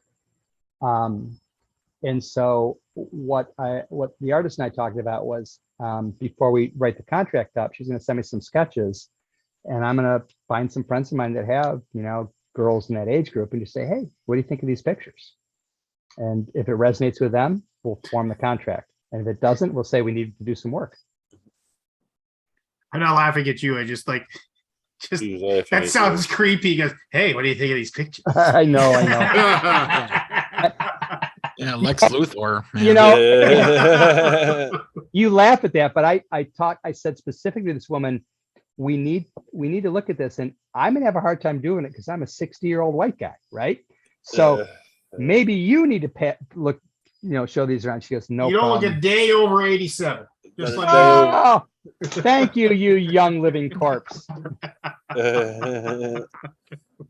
Anyway, enough about that. I just wanted to share that. Oh, that's super cool. Thanks for That's sharing great. that, man. That's Yeah. amazing. I may be interested in playtesting, Jim. Let me get back to you on that. I would be happy to have you. I don't want to commit to something if she won't go through on it, though. Well, I'll tell you, the hardest part's going to be, I want it to be 1 to 6 players that can be played solo or multiplayer, cooperatively or competitively. So if I can get one would be solo. That is, let me check. Let me check my math here. Yep, that checks It out. was two different One would be sentences there, solo. Lance. There was a comma. yeah, But do you do one competitively or one cooperatively? Oh, hold on. I'll check my math here. Hold on. yeah. Looks like it Easy- could be either. And easy that also reaches both of his criteria there, Yeah. both cooperative and Yeah. competitive. Easy rule set. 1, open mouth. 2, insert foot. It's easy. Hey, what's on? Is that Divine from on your shirt you got on, buddy? No, this is that's Nina Hagen, my favorite East German punk rocker. I rewatched I can't I think of the name of the not Roger Waters. What? Spinal Tap. No, the director of Crybaby and Serial Mom and Hairspray. know who you're talking about. I'm trying to remember his name. Oh, I know who you mean. Fuck. And he's got that pencil thin mustache. Yes. Yeah, Oh God. Don Waters. No. No. I mean, Errol by this Flynn? time. I just seen some. I think he was on Bill Maher or something recently. Yeah, and anyway, his first movie was like a complete and total like a gross out fest. And there was this like 400-pound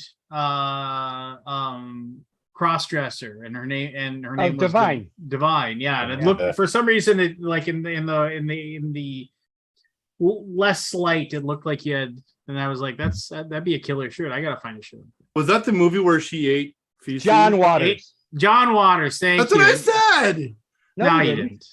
No, you didn't. What movie you're thinking of? I can't think of the first movie that he did, and it was just garbage. The entire movie. Well, I mean, it's you got to watch it once, but it's a tough watch. Yeah, it was. There's this. She ate Divine ate dog shit in that movie. Yeah, an actual piece of dog shit. Like it came right out of the dog. Oh, Yeah. why are you telling me this? I want to die now. Yeah, no, and well, she didn't. She like put it in her mouth, and like as soon as they saw a cut, she spit it out, and then. Are you talking about Pink Flamingos? Pink Flamingos? There you go. That wasn't his first movie though. Really? No, he did Multiple Maniacs in 2 years before. Oh, well, look at you. I loved his. Look at turn. me. He Waters did he had a what's I'm looking for here? He had a guest role on an episode of The Simpsons.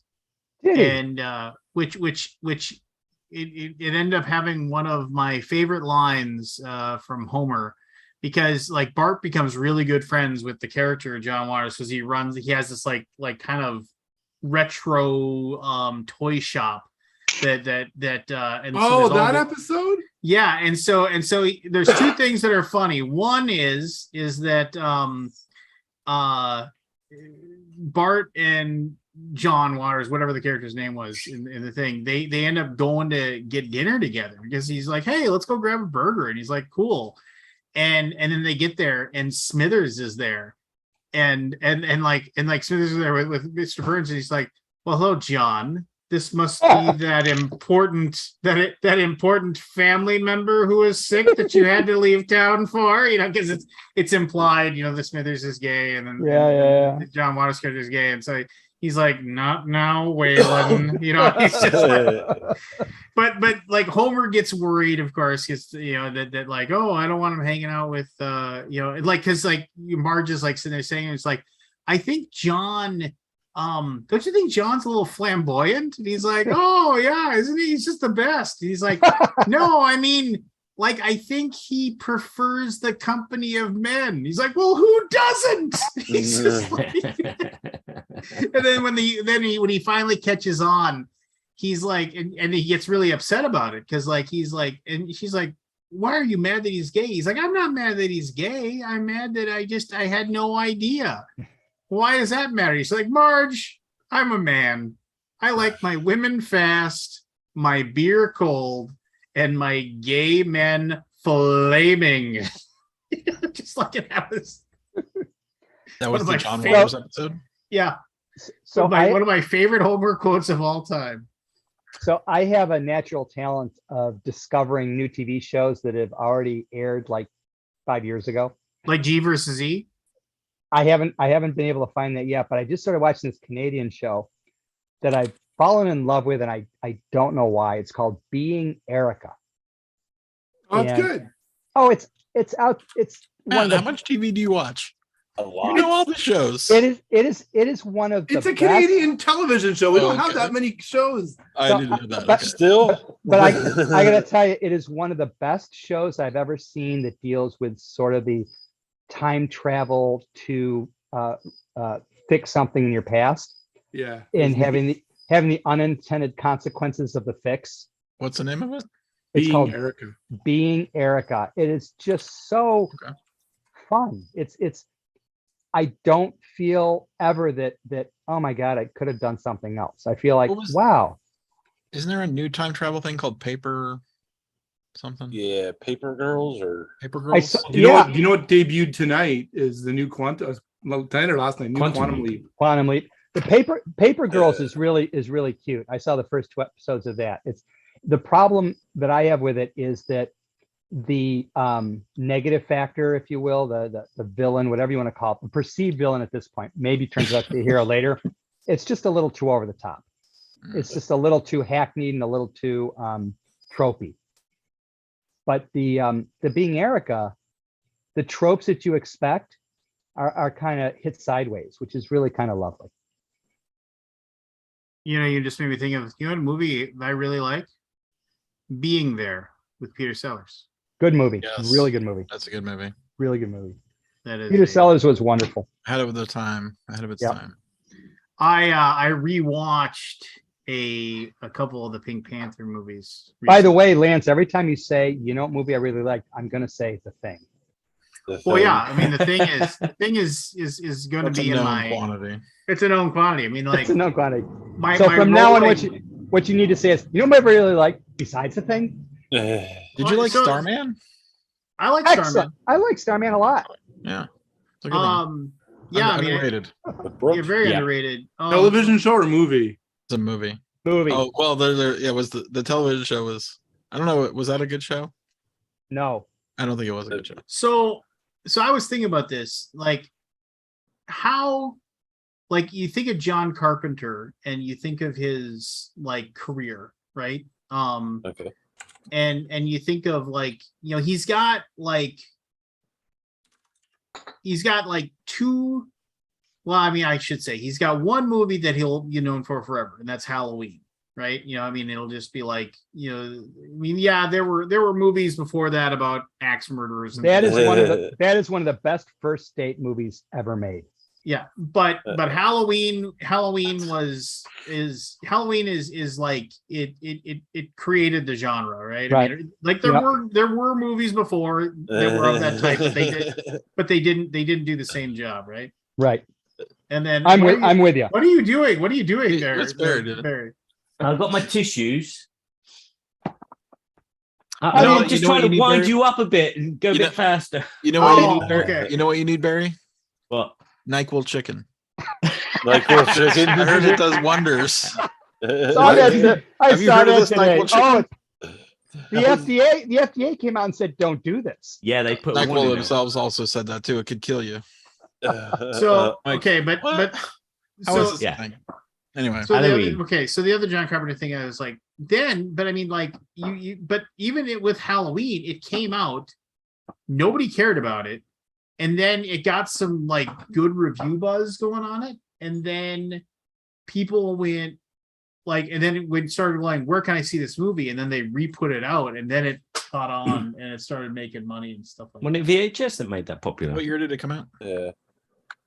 That Oh. was like 1978 or 79. Yeah, it was. Late It was, I '70s. thought it was 80s. No, No. No, a but couple. It was it a was- couple years. It was it a was couple high years school. before. It was high school for me. It was either 78 or 79, maybe early 80, but I don't think so. No, 79, 78. So here's the deal. But if you go and look at his movies, like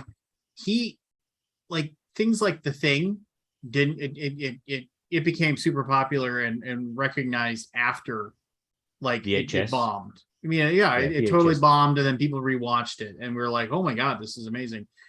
Big Trouble in Little China, love that movie, but like nobody cared Fabulous about movie. that. Fabulous Nobody movie. cared. Nobody Before its cared about time. that. If that was Yeah. made in the Yeah. modern day, it would be killer. Oh, Yeah. and you hear they keep hinting like there's this giant rumor mill that like that movie's going to get remade with The Rock as the lead character. And I was like, there's no way that'll No. happen, because there's no way The Rock would allow himself to be like literally the entire movie happens around Kurt No, Russell. he's a Yeah. comedian. Brock's a comedian. It'd Yeah. be Well, Ryan no. Reynolds. Ryan Reynolds would be funnier. No, Ryan Reynolds couldn't pull it off though. He doesn't have that sort of. This movie Or- will never be made, by the way. I don't think. No, I know, it never will. It never Yeah. will. But I mean, it's so By the way, good. The new Fletch movie is straight to iTunes. No What? shit. Really. Yeah, it's on iTunes right now. You can go buy it. $25. I Is Chevy don't. Chase in it? I almost bought it. No, No, it's not. it's Chevy Chase. it's John Hamm. Yeah. But I'm I'm- just saying, I think the day of movies is over. It's. I mean, the it's era of over. movies is over. It's over. I'm really. Only I'm big real- movies will come out now. I heard I- a theory about this, Scott. They're saying because there's no more VHS sales or DVD sales, the market for these other lesser movies, other than the big blockbusters, isn't there. They don't want to risk the money on Yeah, the other that money makes sense, because yeah. they can't make it up in DVD or whatever. COVID killed the movies. One of the things that it's also intriguing Streaming, in that it's not even COVID. Streaming, they're saying. even with streaming, one of the things That's that's been around for a long time now. interesting is that Not in this capacity. Sandman season Hey, 2. let's try this. Go ahead, Sam. I'm sorry, go ahead, Jim. Sandman season 2 has not yet been confirmed by Netflix Oh Because- no, Kabuki well- Kid well- will well- die. because here's the interesting story behind it is that they don't have the metrics because many people watching Sandman have chosen not to binge it. They've chosen to watch it and digest it. So there's this lag time for when they can get the metrics. And they're used to getting the metrics right away within the first week or two. No. It's a really interesting Yeah, that's what element that's going Kabuki on. Kid was saying, because she was saying like you got to watch it sooner than later.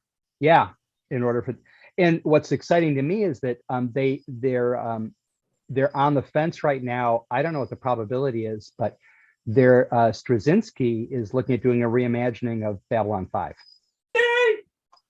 Who cares? Oh, Babylon 5, the first 3 seasons were like the best TV ever.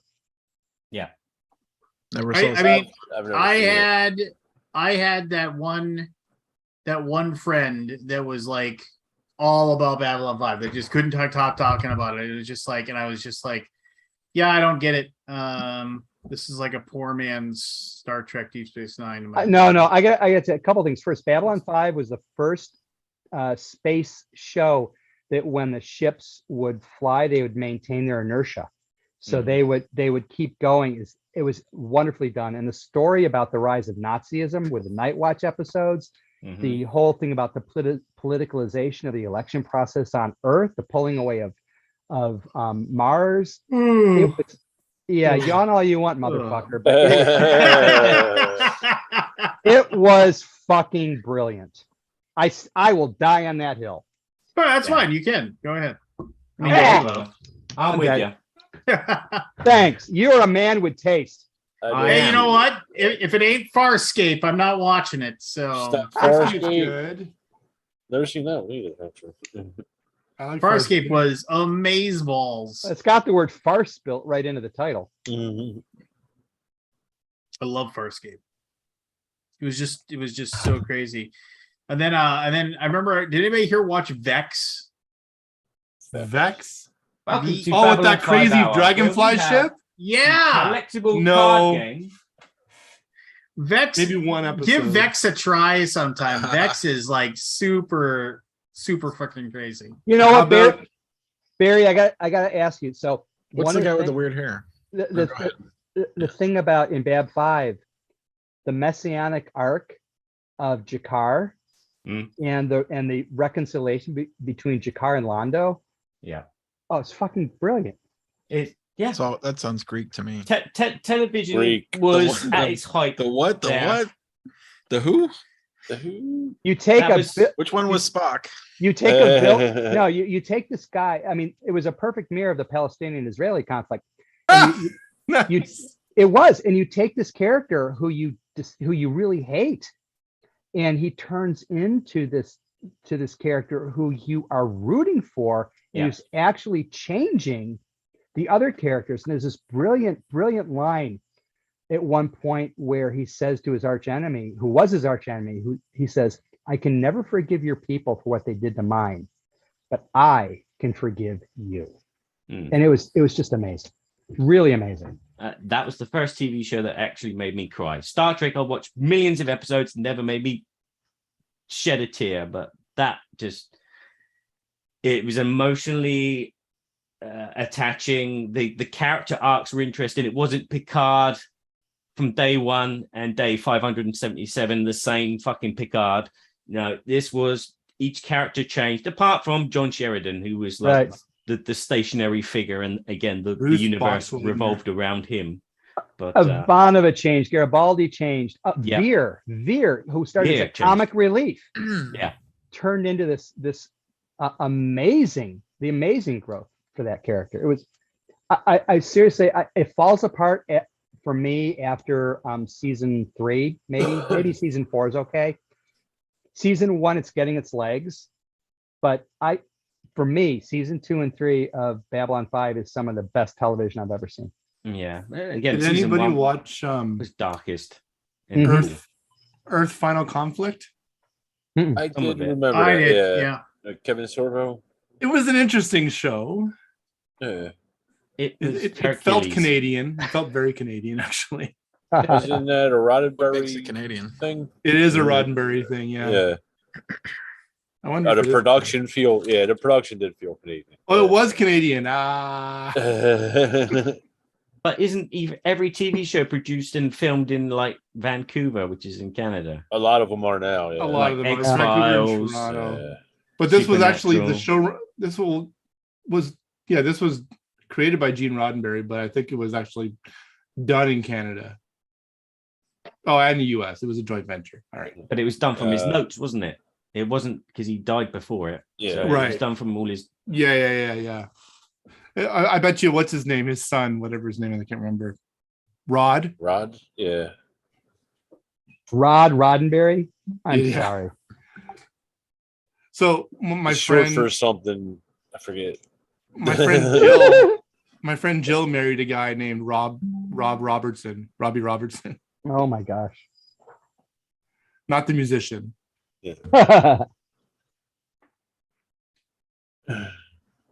No, I always loved that character on Babylon 5, the the black, the mysterious kind of what's that race? The Vorlon? Yeah, the Yes. Vorlon. Yeah. Yeah. It was really intriguing in terms of self-realization versus self-gratification, right? The Vorlons were, who are you? And the Shadows were, what do you want? Yeah. Yeah. And again, you had all these underlying stories going through the whole season, so that there was religion. Sometimes it was a small mention in one episode, but then it was a big in another, and then it was a small again. Yeah. Politics, they were all there. They were all there throughout the whole season, apart from Grey 17 is Grey 13 is missing. I think that's the only episode which is shit. It's out. And not only that, but you get into season 2 and 3, and they'd show flashbacks, black and white versions of memories of what happened in like season 1. It's like, fuck me, they had this planned out right from the beginning. He had it all planned out. It was intentionally to be 5-year arc. He had everything laid out, the whole universe before Babylon 5, the whole universe after Babylon 5.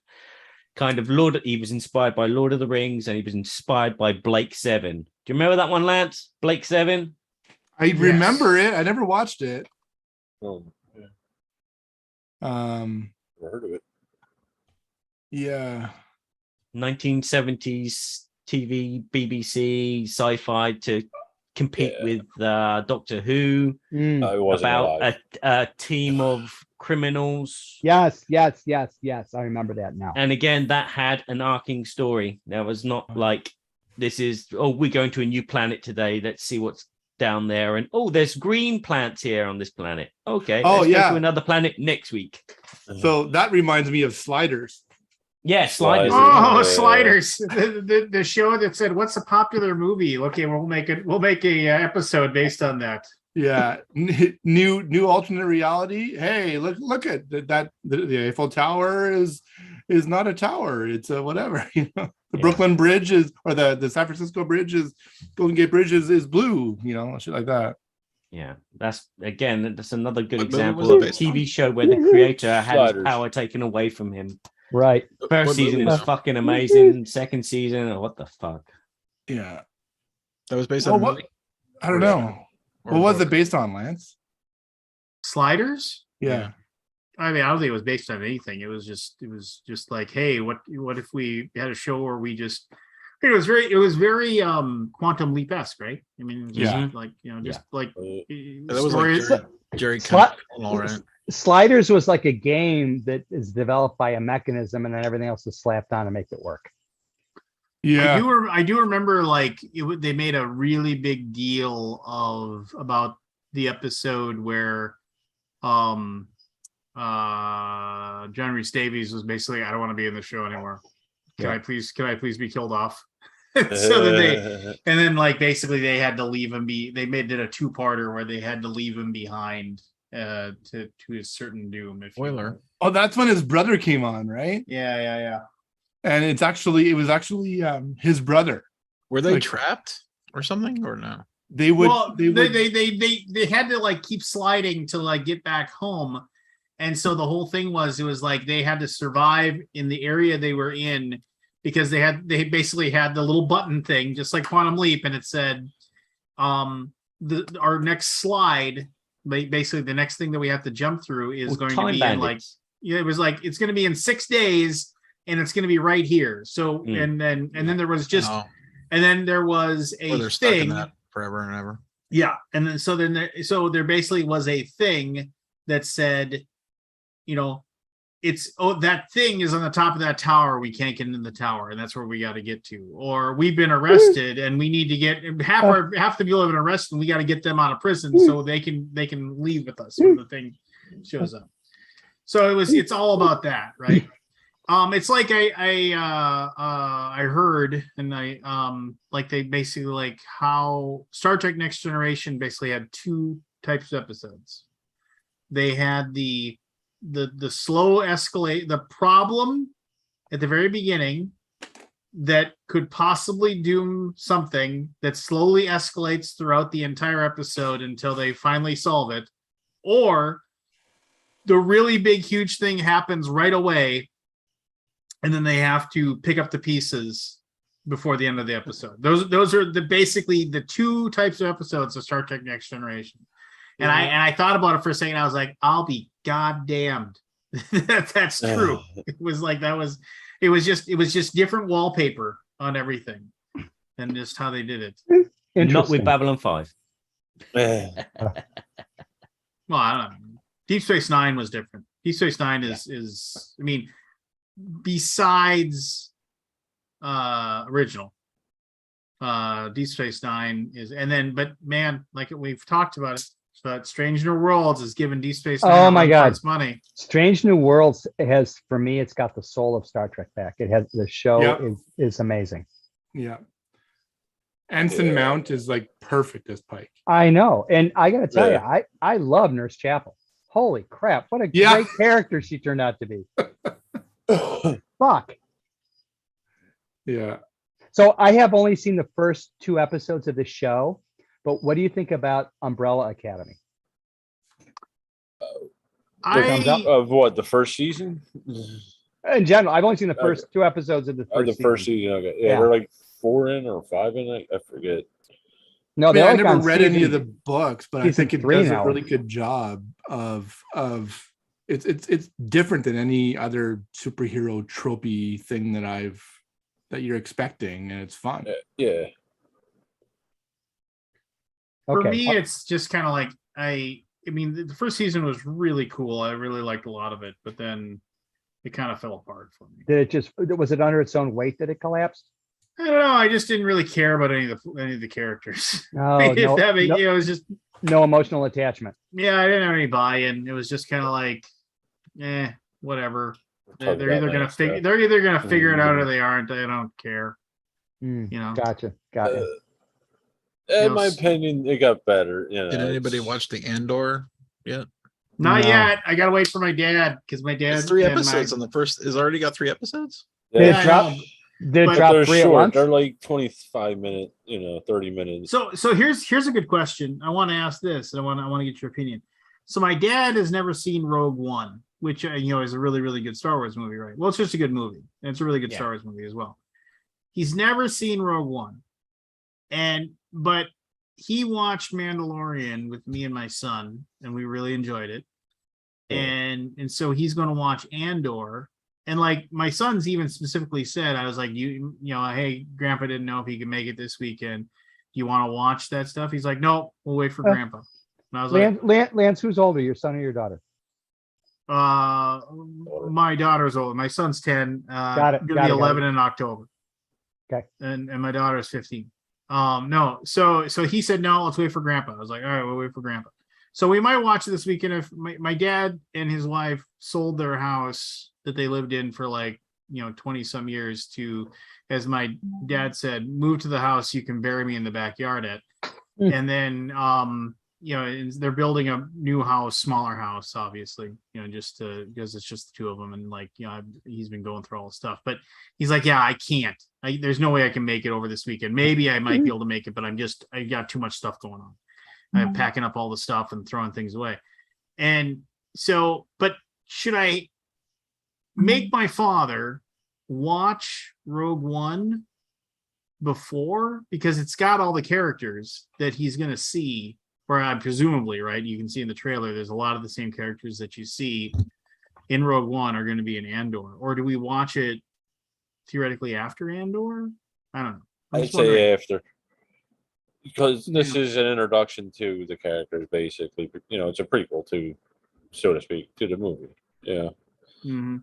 It might jade him if he knows what's going to happen at the end, I think. Maybe not, because he knows they're all going to die. Is like, why invest the time, I rewatched Rogue One like a week ago. That's a really good movie. I really enjoyed that movie.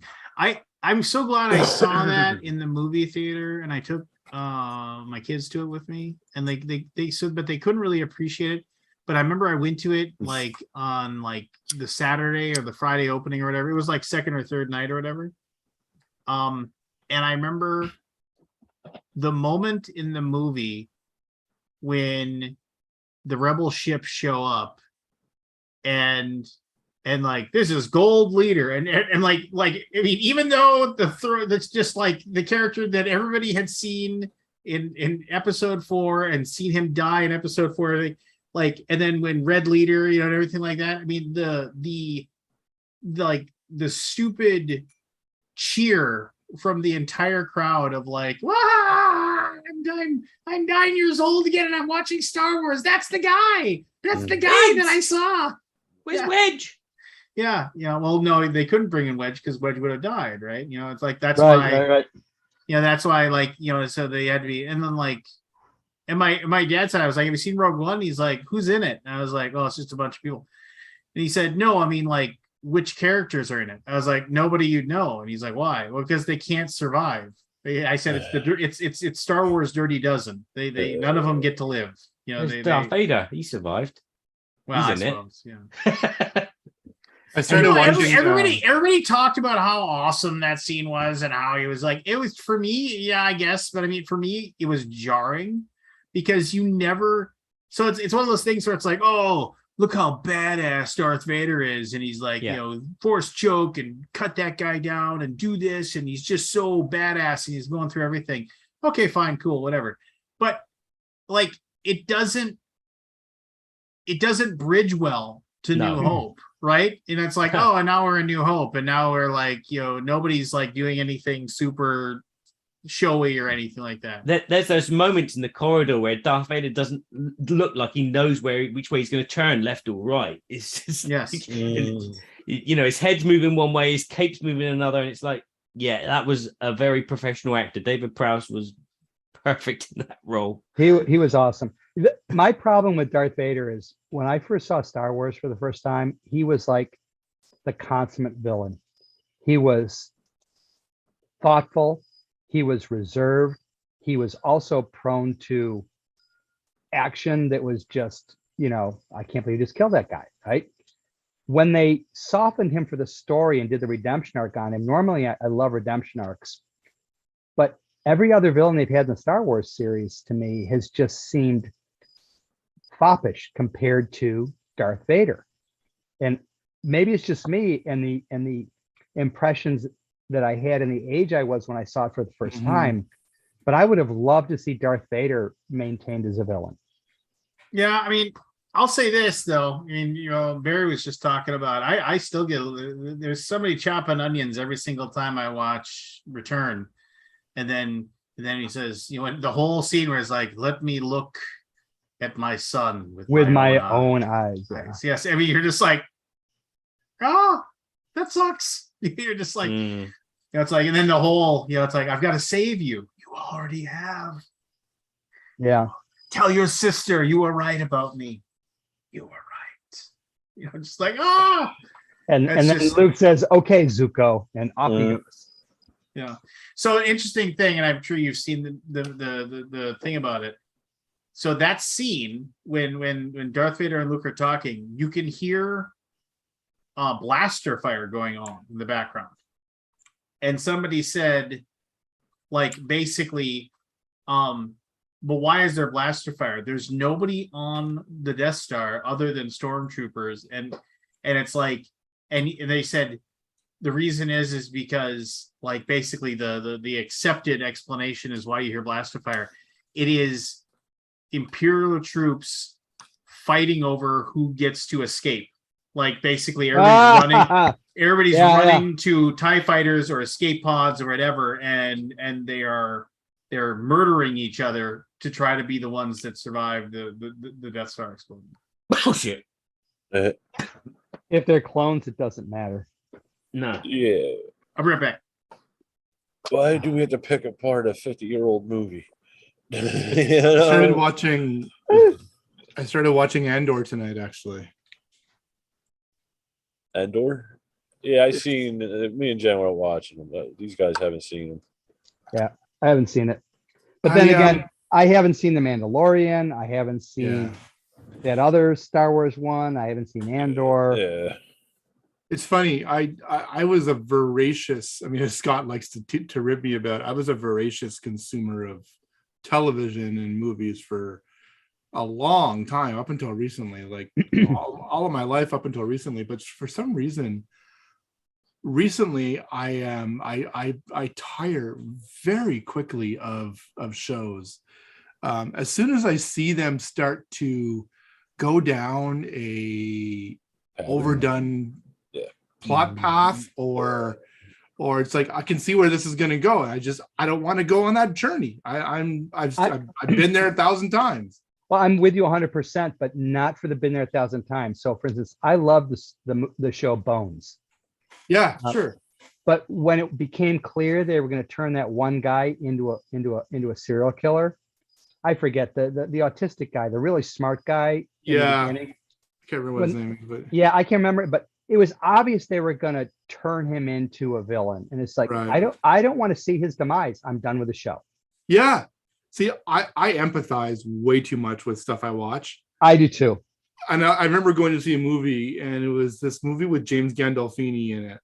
I can't remember what it was called, but there was a scene at the dinner table, and for one character, it was very, very awkward. And I'm just in my seat doing this, right? Because I can't. I'm writhing in my seat. we call that TV fears in my house. Yeah. Yeah. So so for Andor, I mean, Andor was perfectly fine, but it just lost my interest. And yeah, for the longest time, it didn't matter. But so I just started watching The Newsroom again. But it's interesting you mentioned that, Matt, because there are some shows, and I'm going to go back to Babylon 5 for this, that do character growth in a way that is clearly consistent with the events that led up. And there are some shows that do character growth because people are getting bored. We need to shake this up. I know. Let's bring in a dead relative, or let's make a trauma. Yeah. I one of the things that comes back to for me is I increasingly become aware that I am not a serial TV watcher. I am a serial. I'm an episodic TV watcher and enjoyer. I'm like the Magnum PI kind of TV watcher, right? I like to wrap things up and tie a little bow at the end of the episode for the most part. That's why I love shows like Law and Order, or one of my favorite shows is Eureka. Eureka was excellent. Oh my God. And you know why it was excellent? It was excellent because the main character was like, I'm just going to do the right thing. Right. Yeah. And it was so refreshing. He's from Montreal. Is he really? We won't hold that against him.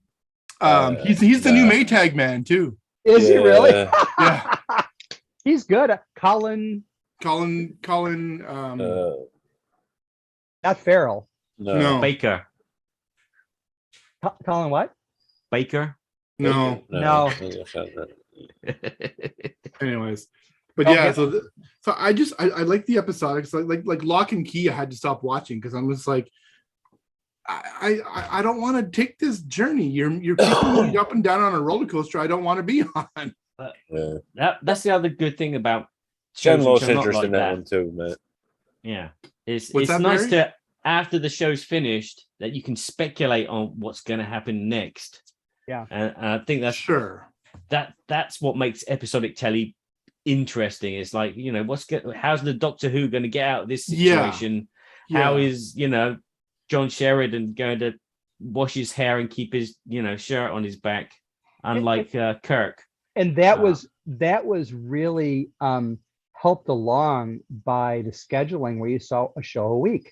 And you could spend the week talking to your friends and hypothesizing and say, I was right, or I didn't see that coming. Yeah. But now with binge watching, it's much harder.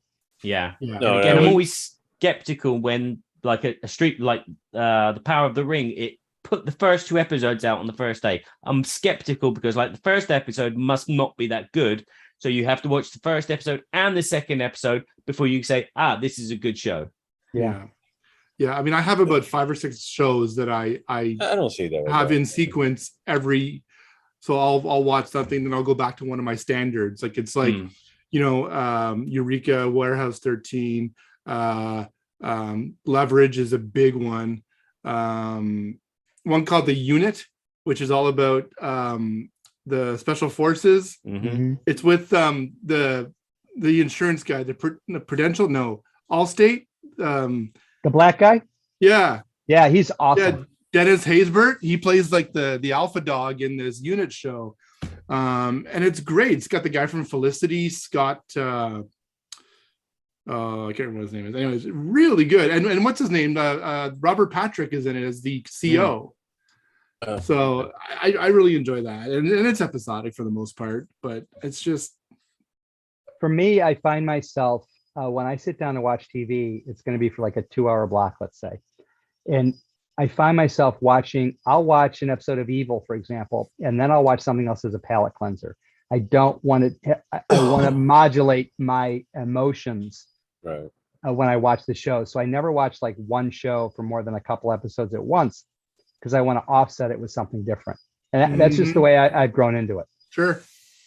Yeah. Sure. I'm rewatching Game of Thrones with my 15-year-old daughter at the moment. We're in season 4, and it's great to hear her after we watch an episode. Is to hear her talk about, oh my God, Daenerys did that, did she? Oh, and he's doing that. Oh God, what's going to happen? I hope nothing happens to the dragons. And it's like, oh, this is what television is. This is what storytelling is. It's like, and then it all falls apart. It all falls apart very quickly. Yeah. You hit the nail on the head with the word storytelling.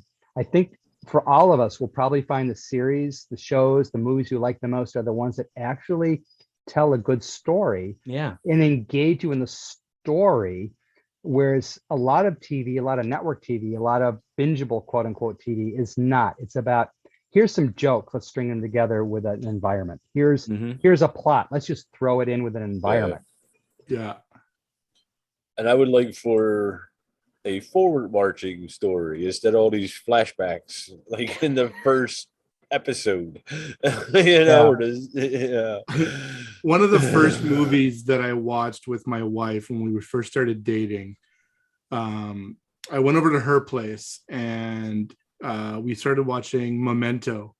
Great movie. Oh, fucking amazing movie. But she was really tired after work, so she kept falling asleep. And she woke up and had no clue what was going on. She was the main character. She was living the main character. Yeah, it was so funny. I'm like, I'd explain it to you, but it just, I don't understand either. Let's just rewind it, watch it together again. And it doesn't help. And it doesn't help. But when you rewind it, you're actually fast forwarding it, right? Yeah.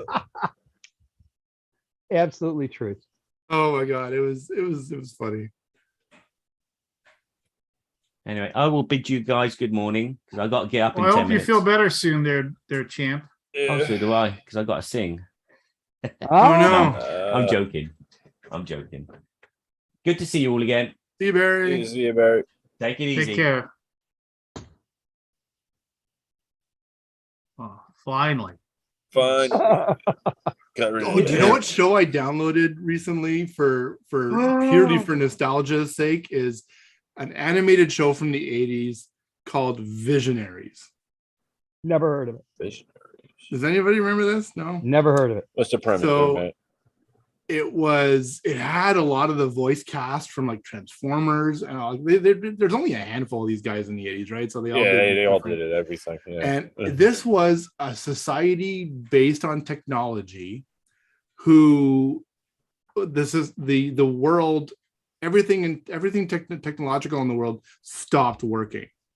And it was these and then these heroes and villains kind of got pitted against each other, but they all got bestowed with these suits of armor that had a crest of an animal or something on their armor, so they could become a visionary and turn into these animals and stuff.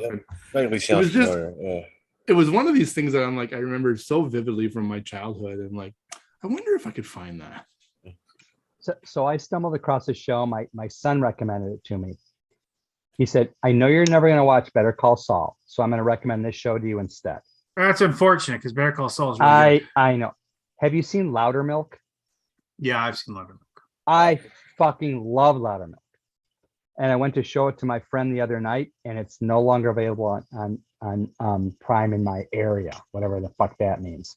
I think there's some kind of rights battle going on. Means you got to get some VPN stuff going on. I know. And I Not don't know how with to do that. Prime. Prime kiboshes that pretty damn quickly. Dude, Well, all I gotta say is if you have a friend, like I have a couple friends Matt's out.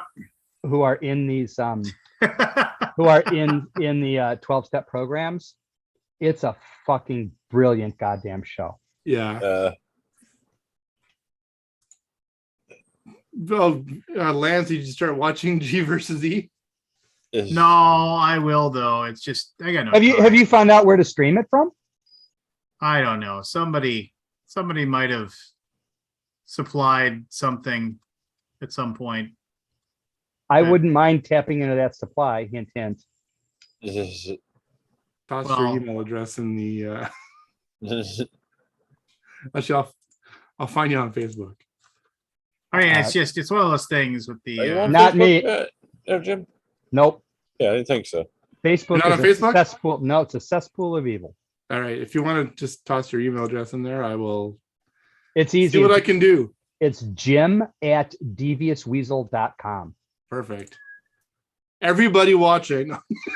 Spam me. Go ahead. At least I'll get some email that way. Something to read. Yeah. Oh, here's another bit of news. Yeah. Not that you'll care. Okay. It looks like in the next month I'll get the art delivered for the cover of my novel, and then I will be putting it up on Kindle for sale. Nice. And if you guys are interested, you can get it for free because I know a guy. You know a guy? What if we just wanted to support your dumbass? Then don't tell me. Okay. Is that a gecko behind you, Jim? Is it a what? A gecko? Yeah. What is that? Okay. Yep, I like geckos. I've got them all over my porch here. I've got 6 of them. 6? Yeah. Where do you live? I live in Indianapolis, the hotbed of contentment. Well, Although I get it.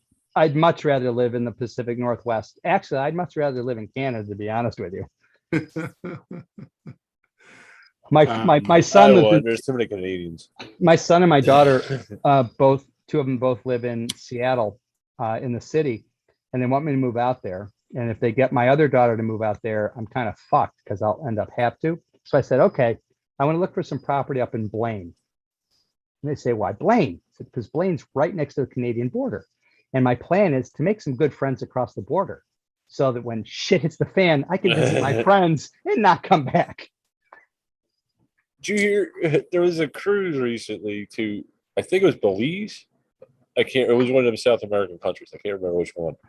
But a guy intentionally got off the cruise because he went on a cruise a couple of years earlier and met this woman, and he lost his passport or something. So the only way he could do it was through this cruise with his birth certificate. Yeah. So they called him, the cruise line went back, said, we're missing this guy. The Port Authority, called him, charged him $1,000, fine. I settled back, and they were like, why didn't you just get a new passport? Yeah. I've been to Belize. It's a beautiful place. I've never In fact, been there. In fact, when I was in Belize, the group I was teaching a course there, and we went to a Chinese restaurant for dinner. And I'll never forget, it was a Chinese restaurant. It had pictures of Jesus and the saints and all these Roman Catholic pictures all over the walls, and they were playing country western music. Really?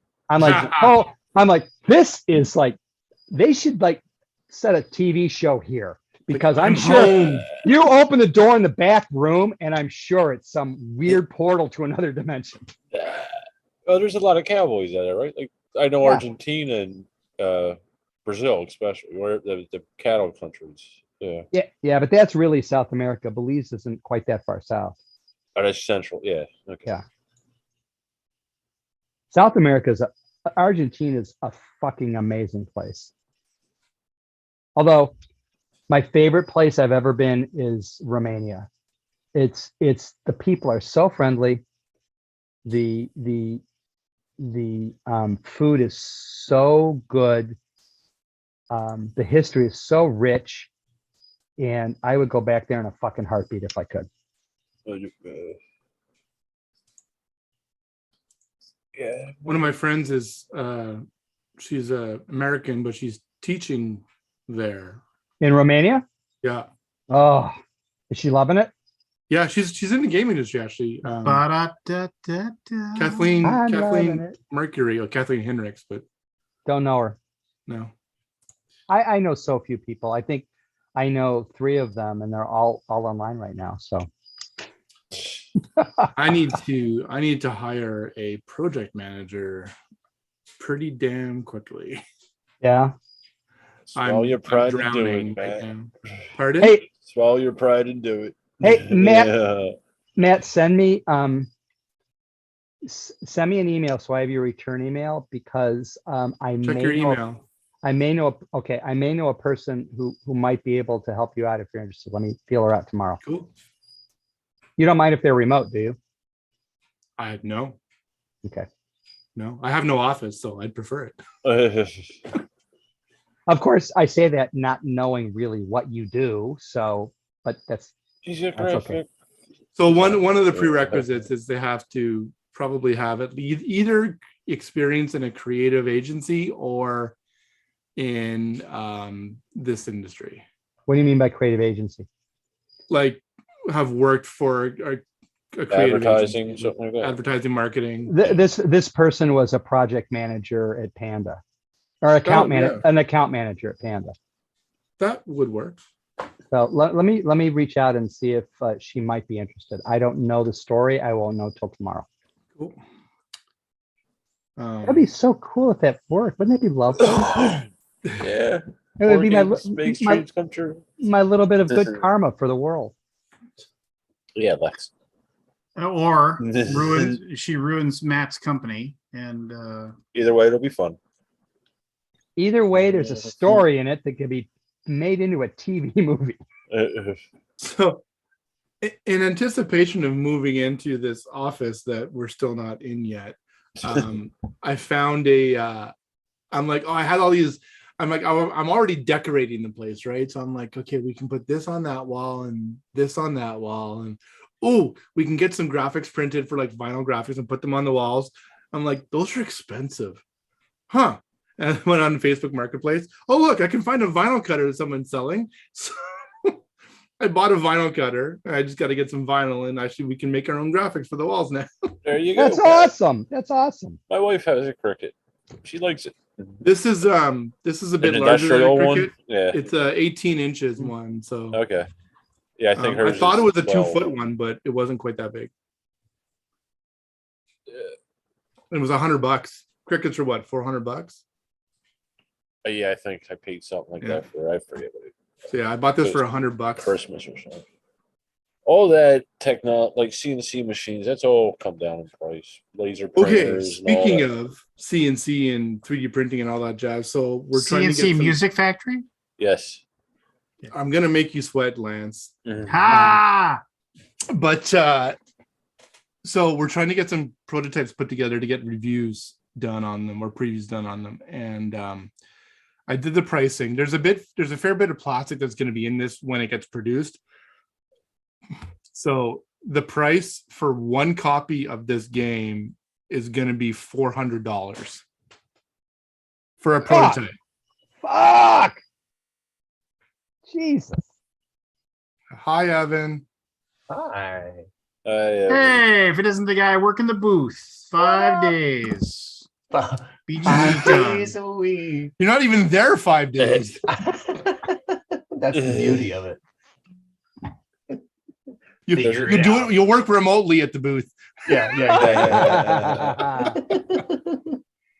Here's getting I'll get one of those telepresence things. You'd be perfect. What is The that? little robot thingies that come around. Like, would you like Oh, that with in a bag, sir? With your face? See, it's weird. You said your hair's getting long, and I was like, well, I know he's not talking about Jim. Fuck you. Oh, that's not right. Yeah. You know, Matt, you Hair's said that. Also not getting long. First thing I thought of was let's bring Max Headroom back. Evan Headroom. Right. So speaking of Max Headroom, Max Headroom. he lives not far from me. Oh, really? Yeah, He wasn't real. Just so you know, if there's Oh, somebody no. telling you, Wasn't that actor the one? He was also in Eureka, wasn't he?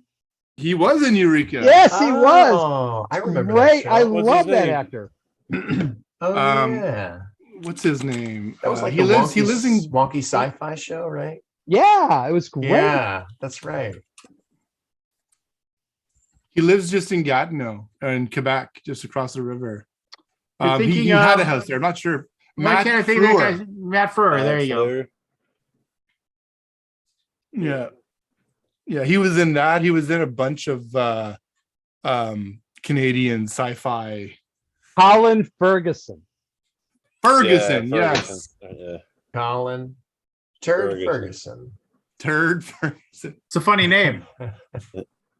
One of my favorite characters from that show is Erica Sarah's character, Deputy Joe. Yes, I love her. Oh, She looks just like a woman I know here, and we watch it. I say to my daughter, "Doesn't she look like Heather?" No. Are you No. stupid? Of course she does. No. She was a brilliant character. yeah. Yeah, it was just such a fun show. And anyways, yeah. How did your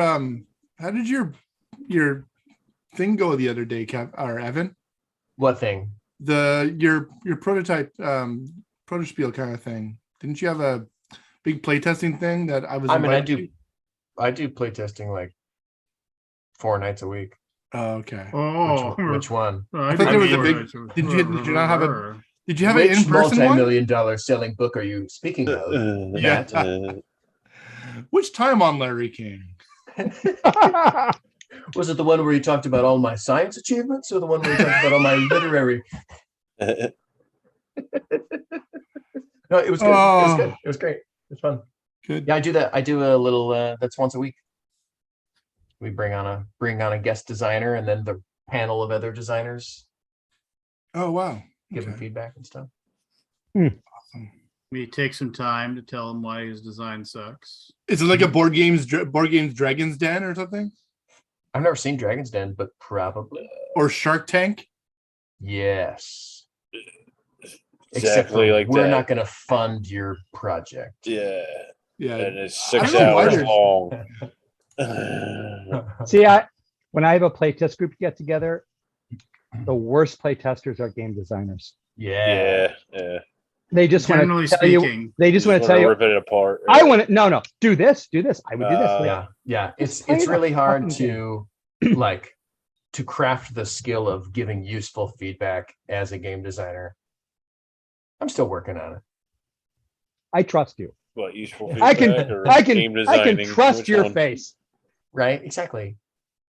I never would have guessed. Evan. Yeah. Never would have guessed. More like a Popeye. He was a trusting looking guy.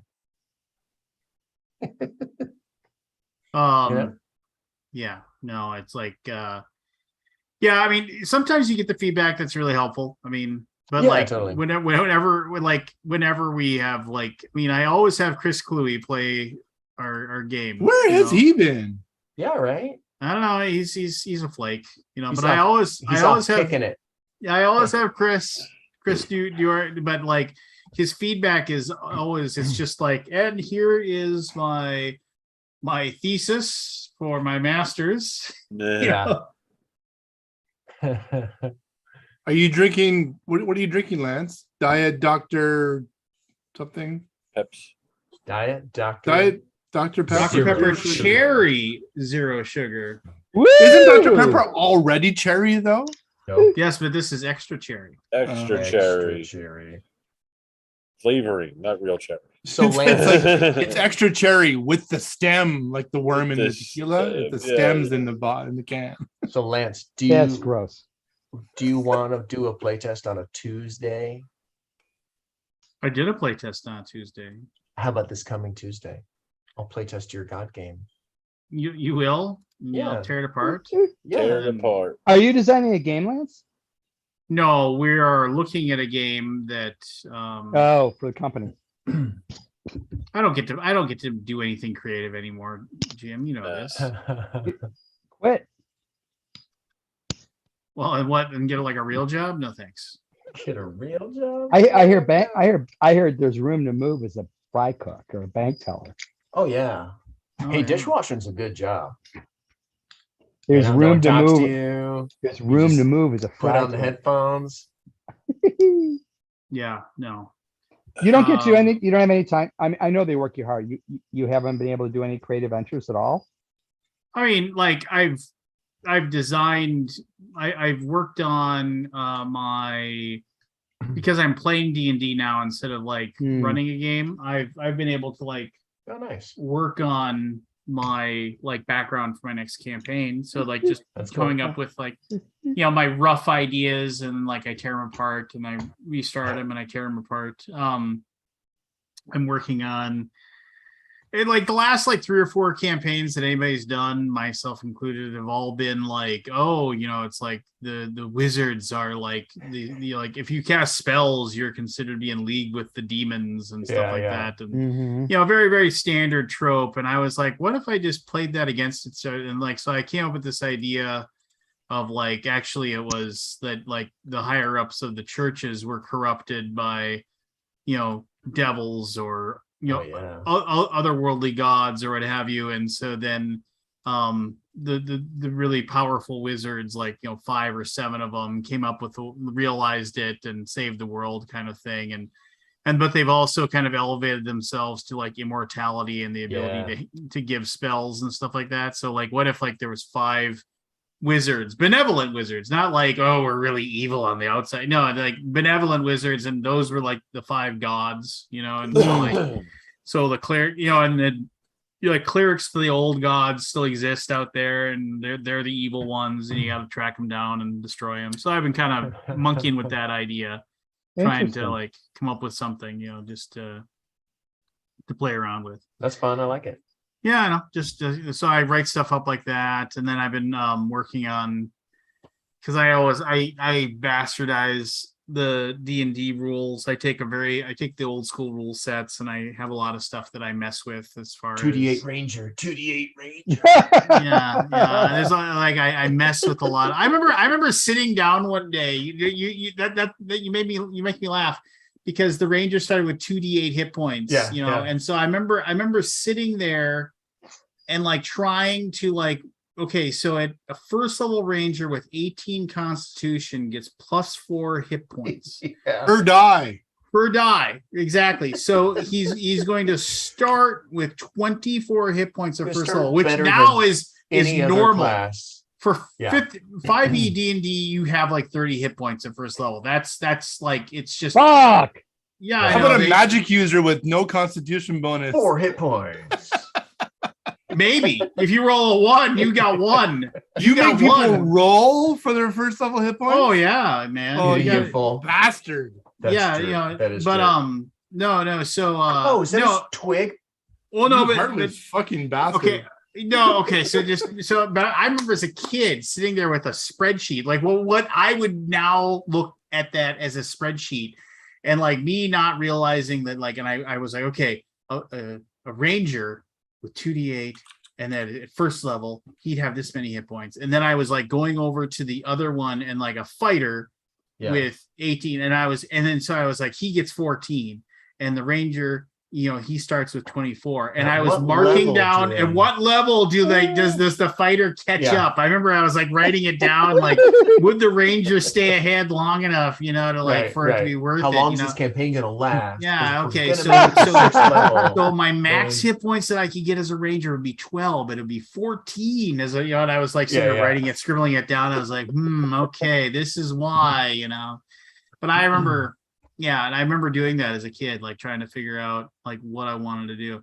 No, I mean, like with our house rules, we do like so like normally we aren't so evil as to do 3d6, write them down like 6 times, write them down. That's your character. We don't do it like that, but we in order. Yeah, in order. For the longest time we did.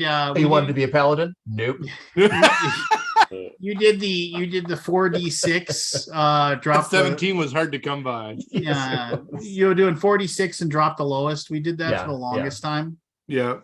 But that and then we do it 7 times. So like you get one throwaway roll. So like wow. That yeah, was more so generous than we did. So Yeah. I mean, I could go off and talk about RPGs as always for a long time, but the problem with just like the idea of stats is just absolutely ridiculous because it doesn't freaking matter. It doesn't matter. It doesn't matter. I mean, but what matters is that the players, if they don't, I mean, I have a guy in our group. His name's Brad, and he needs to have a character with good stats. He needs it. He needs to see, oh, I got a 17 strength, I got a 16 constitution, I got a 14 dex. You know, he's gotta have that. And then like, and if something bad happens to him later, it's like, oh, well, if I had a decent character, this wouldn't be happening, right? And like, as much as I try to explain to him, this like 48-year-old man, I try to explain to him the difference between having a 15 strength and a 12 strength is 5%. You're hitting 5% more. That's it. It doesn't matter, but it just doesn't sink in for him. It doesn't like go. So I've realized that players just want to have good stats, and who cares? Because then just, you know, okay, fine, have an 18 strength, you get +3 damage, whatever. Every single monster you run into has 3 more hit points. You don't know it. You have no clue. It's just, but that's just the way it's going to be. But that person is going to be saying, "Oh, I'm so much better because I got this 18 strength, right?" And it's just you tack one goblin onto. Well, I mean, and let's be completely fair. There are 3 vampires and 1 goblin. Let's be completely fair. Ancient red dragon and 1 goblin. I haven't written down hit points for a monster in years. I mean, just because it's like, oh, it dies when it should die. It's an orc. Right. It's an orc. You hit it once, it's dead, unless you roll 1 for damage. I basically I play with it a little bit. I don't let on. It's like if they roll like a 1, it's still alive. Roll 2, maybe this time it stays alive because it'd be cooler if that orc lived. But oh yeah, you did 6 points. Yeah, the orc falls. You know, it's dead. You know, just whatever. And then when you get to like the boss monster, well, you just don't have the ogre die because you have the ogre die when it's cool, right? You know, it's like if everybody just blasts the ogre at the exact same time, they're like, get him. And the dwarf runs up and hits him with his axe, and somebody shoots him with an arrow, and somebody blasts him with magic missiles. Yeah, they drop it because everybody was like, that guy is going to kill us if he swings his club. So you focused on him, he's dead. Way to go. And then everybody's like, yeah, our plan worked. And they're all high-fiving each other. And that's what matters. Yeah. I mean, it's just and you're behind the curtain going, yeah, did I ever tell you about Gristain? Uh, I had a character named Gristain, and we rolled 3d6 in order 6 times, and that was your character. And I rolled, and 17s are fucking hard to come by, right? Yeah. So I rolled my 10, and then int was next. I rolled my 17, and he ended up with like a 8 con and a 7 dex and a 7 charisma. Right. And I figured this fucker's disposable, right? I had more fun with him than ever, and the DM loved him. By the end, by the time he reached like 5th level, he had like 1 hand cut off that he replaced with a knife that he would throw shocking grass through. He had an eye that was torn out, and everyone's making fun of him. So he'd wear an eye patch with an eye drawn on it to say, "No, I've got 2 just like you." It was the most fun ever. That's awesome. Because you're right, Lance, stats don't matter. Yeah. They don't matter at all. It's what you play. I mean, really all they are now is role-playing aids, right? Yeah. But one of the things, hearkening back to AD&D, one of my absolute favorite things of classes from that era are the titles for every level. Yes. You're a footpad. What the fuck is a footpad? Oh yeah, right. I remember. That actually reminds me because I remember one time as a kid, and I was like reading through one of these the Scourge of the Slave Lords. I was reading through like that one of those A1, A2, or A3. I don't know what it was. And one of the encounters where they said 6 rakes are standing outside the saloon looking for trouble, and I was like, waiting to be stepped on. What what the I was like, what the fuck is a rake? And I was like, and it took me forever to realize, oh, it's like a 7th level thief. You know, just like, okay, but I was like, yeah, literally, there's 6 rakes outside. Great, I'll go take care of my lawn. I mean, Do you remember the Rogues Gallery? Yes, yes. I had If the you- Rogues Gallery. It was Yeah. great. Oh, how is it in good condition? I had it. Oh, if you like, that is like one of the most. If you have a copy of that in good condition, that is one of the most sought after RPG books out there. I gave away all than my the one that I AD&D have, the stuff to my feed DM. folio with the missing whatever the hell. it If is. you have a good quality fiend folio with both With the- with Cthulhu and Elric, yeah, I have that. oh, that's, I mean, if it's good quality, like the binding is sharp, that Right. it's not all scuffed up, easy. That's, I mean, in Oh, some my of the books RPG are auctions. in Oh yeah, Source well Shape. loved, as they what are say. those selling? What are those selling for nowadays? If it's a good one, between 500 and $1,000, depends. I would- on, Might be worth, yeah, but might I probably would- worth about 75. But I would never sell it. That's the problem. I mean, it's yeah, it's just It's- it. I mean, it's a piece of my Yeah. of my personal history. Yeah, I'm never selling it. well, I'm a little, you know what's really dumb, and I should sell it before it's not worth anything.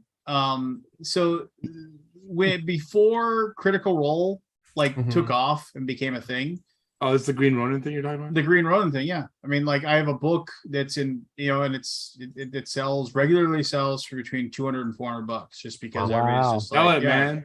why 'Cause it wouldn't was- it be worth 'cause it was- anything in the future? What's happening? Well, because they'll reprint it or something. Oh, yeah, or, yeah, they'll, because they have reprinted it once, but it's not the original cover. But somebody a Green Ronin Yeah. will be like, man, I sure wish we could have another $300-400 grand in our pocket. Well, reprint it with the original cover. Yeah, reprint it. Make the thing again. Somebody will buy it. Yeah, make I, this thing um, again. Yeah. I'm a little nervous. So the Dragonlance setting manual is coming out for 5e. For 5e, yeah. On December I'm sure it'll be 6th. garbage. I'm sure it will be, but I loved Dragonlance so much. right. And I volunteered to run everybody through it. Yeah. I hope that there's the original modules that get transferred over too, but Yeah. I'm a little nervous. I haven't DM'd in 20 years. I remember Just reading. start I remember the reading end the of the last books. home and you'll be fine. Mhm. Yeah, nice. So I remember reading the books, and I remember like there are certain things in the books that just absolutely pissed me off so much. And I really, I mean, Chronicles and Legends are the only books I really enjoyed. There were some of the short stories that were okay. You're But, trying to figure out um, what was going on with Kitiara. You're like, what's going on?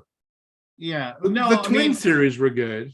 Yeah. oh yeah, the Legends, Chronicles, and then Yeah, Legends. Chronicles. And then yeah. the three after that, or no, they had the one giant book that was something of Summer Flame or something like that. Dragons It was of Summer of Summer Flame. Flame. Yeah. the Dragons of Summer Flame, and that was That the one big was good. huge book that was all about the end of the world. Yeah, that one was good. And Was that with Chaos. Sturm's son? that was with Sturm and Kitiara's son, yes. Yeah. Right. And so, What was but his name? Steel Brightblade. Steel Yeah, Brightblade. nice, Yeah. nice. Yes, and then that was because both he was the evil knight, Yeah. and there was the good cleric, and Right. they worked together to Yeah. destroy chaos. And the only Yeah. reason they were able to destroy chaos was because Tassel. Tasselhoff, because they had to draw a drop of blood. Yeah. And Tasselhoff stabbed him with Rabbit Slayer, and they got a drop of blood. And then no, he stabbed him, and then he immediately stomped on Tasselhoff and killed him. Right. Boom, dead. And then and I really liked the end of that where basically because the gods were gone then, because and then and so there wasn't a single star in the sky except for the one red star. And then because they said that was Flint's Right. forge. Sitting and under then- a tree. He's sitting under a tree, just sitting there, and somebody else would come and sit down, and he would just stare at them until they finally got up and left. This spot's and- taken. And then finally then the Kender, Tasselhoff finally showed up, and Yeah. he sat down, and they said, "What are we gonna do?" And he's like, and then I forget what they did. He said something we'll rest a bit, and then we'll get back. Then we'll get started on bringing them all back or something like that. It was just like you realize that they're story was to like remind people, like to keep the one star burning, so people would still believe in the gods, and then the gods would be able to come back eventually. It was a good making ending. my way through Chronicles right now, trying to remember all the stories so I can actually be present in the storytelling. I mean, I just remember really despising. I thought that Sturm's death was completely unneeded. It was just kind of like, oh, it was just like, here, you're gonna go fight a dragon. Here, take this. Nice. What was that? You showed the Dragons of Autumn Flame. Oh no, he was like, here, take a Dragonlance. Autumn Twilight. Like, sorry. She Lorana was like, here, take the Dragonlance and go if you're gonna go fight the dragon. And he was just like, no, it's like, I wouldn't know how to use it. It's a spear. you just stab the dragon. You pointed at the dragon. Yeah, I'm not proficient in spears. Yes, just like, it's one of those things where that always annoyed me, and like and then it was just like, the fact that like, but it was foretold over and over again, and how Alhana Starbreeze, the elf maiden that he saved, and she was the queen of not the Quayland Esty, but the other one, Queen of the Quaaludes. And she fell in love. She fell in love with still make Sturm. them? Right. And then she put the pendant thing, the gem, the rose gem or whatever, the star heart or whatever. And then it was because like, and it would glow for as long as she had love for him. Yeah. And when they found when Steel Brightblade went to his father's crypt, it still glowed on his chest, and he went there to claim his sword because he said, "This is my grandfather's sword, and it was my father's sword, and this is my sword now." It was good storytelling there. Oh no, I mean, say what you will about. I mean, it was definitely wrten for kids, but they tied stuff together really well. Oh, dude, it was so good. I saw Margaret Weiss at Gen Con. Did you? Yeah, she was sitting in the booth.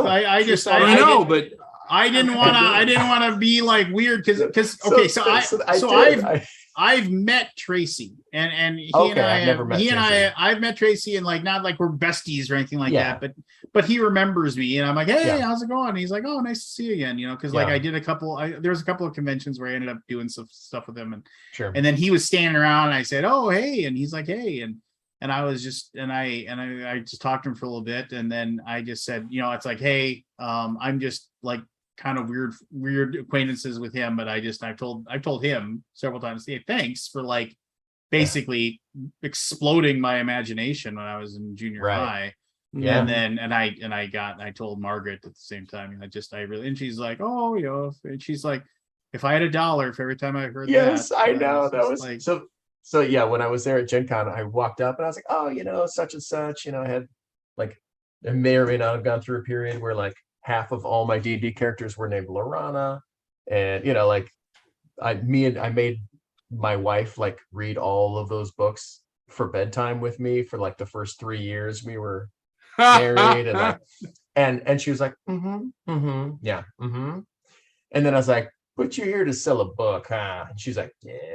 And so so then I bought the book and had her sign it.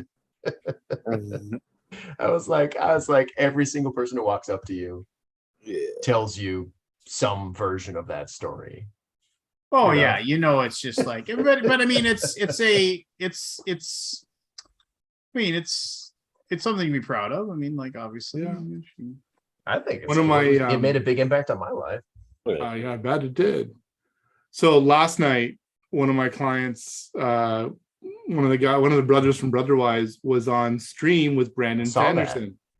Yeah, you did. Yeah. And that was pretty amazing. It was pretty cool. So, it's so fun. Like Brandon's basically there. There's 3 of them in the room, plus the cameraman and whoever else. But it gave you a sense of how busy he is, huh? Yeah. He's got this stack of like manuscripts in front of him, and he's just like grabs one off, signs it, puts it on the stack. And he literally, for the 2 hours that they're streaming, he's doing that. Yeah. And then when the stock gets dwindled down, boom, some more get put on. Yeah. Yeah. It was so There's like funny, a helper like, with a new collect the old ones and add a new stack, and he's like, click. yeah. The And he's, whole not even, time. he's talking. He's not even looking. He's like just No, signing. yeah. I imagine that those people's signatures who sign all the time, there's none of this fine motor skill stuff. It's all elbow and shoulder. Yeah, right. Yeah, You got to. You've got to. Yeah. Like You have to, right? Because it's just like at it's a just certain point, you're yeah. gonna give yourself carpal tunnel syndrome and like, tennis elbow. Like, yeah. I Yeah. mean, it's tough to get. I mean, if they're there to do it, right? They're there to like sign the things over and over again. Then fine, like they're gonna sign it. But I mean, you got to think that like, I mean, if you're just out and about signing, well, I mean, it's like I think I've told the story before, but like I used to go to the Minnesota Vikings training camp all the time, and just to go watch them. It's this town that's like 2.5 hours away from where it's called Mankato. It's this Mankato State University, and then they're one of their biggest claims to fame before they built the new stadium with its own training facilities inside of it was they housed the Minnesota Vikings training camp every year, and that was like kind of, and so you drive in and like it was like this little tiny college, has an attendance of like 2,000, and they just have an outdoor, and you go and you watch, and you can be right there, like 5 feet away from the players and stuff like that. And that was when Randy Is that Moss. how you met Cluey? No, I met Cluey at BGG Con. No, so I was there with my older brother, and his middle child, his second daughter, was like 4 or 5 at the time. And so when the players got done playing, they'd go back into the building after they got done doing the training camp, and it was a good 15 feet wide path that they go, so they could go right down the middle, and nobody could reach out and grab them or Actually anything touch like that. them. Yeah. Yeah, and depending upon the players, like basically the guys that probably maybe weren't going to make the team, they'd be willing to come over and sign a Right. And talk. But if you were like somebody important, they just wouldn't even look. They just head straight through. And so here comes Randy Moss. It's like his second year in the league. He was all world the year before, and he's jogging through, and he's got his helmet off, and he's holding on to it, and he's got the giant, like, boom, this hair, throw it out, and he's running by, and people are just yelling, "Yeah, way to go, Randy, way to go!" And they're all like yelling, and he's not even looking. Yeah. And my 5-year-old niece is on my brother's shoulders, and I'm just standing there. I'm just like, hey, I'm taking pictures, just like, oh, holy crap, it's Randy Moss. And she's just yelling out, Randy, Randy, Randy, Randy, Randy, Randy, Randy, Randy, Randy, Randy, Randy. And that's exactly what he got about 3 feet past, and he finally turned around and he goes, "What?" And she had a football in her hands. And she said, "Can you sign my football?" And he said, "Throw it here." And then she she threw it overhand, and he grabbed it, and he's like, you got a pen?" And she threw the pen to him, and then he grabbed, and then all of a sudden the entire crowd the crowd just stormed over, like, "Oh my gosh, he's gonna sign stuff," right? And and then he grabbed it, and he said, "What's your name?" And she said, "My name's Kaylee." And how do you spell it? And she's like, Kailee. And he's like, "Kaylee." And he's like, "You got me, Randy Moss." and then he walked over, and he was holding. He's like, "Anybody takes this ball from this kid," he said, "it's like, you'll hear from me." And then he reached over and he handed it to her. That's awesome. And then he's like, "No more." He dropped the pen. He's like, "No more," because everybody was like shuffling, like trying to get him to sign anything. "No more. I'm out. And he ran. But I'll always remember Randy Moss for that. It's just like, that's awesome. That's a lovely story. Yeah, just Randy. And on that note, I'm going to say good night, y'all. Have fun defending the castle. Good night, buddy. Good night. Ta-ta, darlings. Take care, buddy. Oh, Lance, I at some point will make a movie, and you. About what? Oh well, I mean, when I look at you, I either Details. want to cast you as a wizard. Yeah, I want to cast you as a wizard. Well, you better do it soon because cutting? I don't. Well, I don't know. I mean, so Oh, yeah, it's like here's one of the, so here's Yes. so here's the deal with the hair. Every year I think maybe this is the year I finally cut my hair because I mean it's like because I mean I didn't used to have this forehead. I used to have hair down to here. Right. But I think it's I've stayed at this level for a long time, so it isn't like I'm in danger. I don't think I'm in danger of going bald or anything like that. If I do ever get to skullet territory, my wife has said that my key won't work in the door anymore.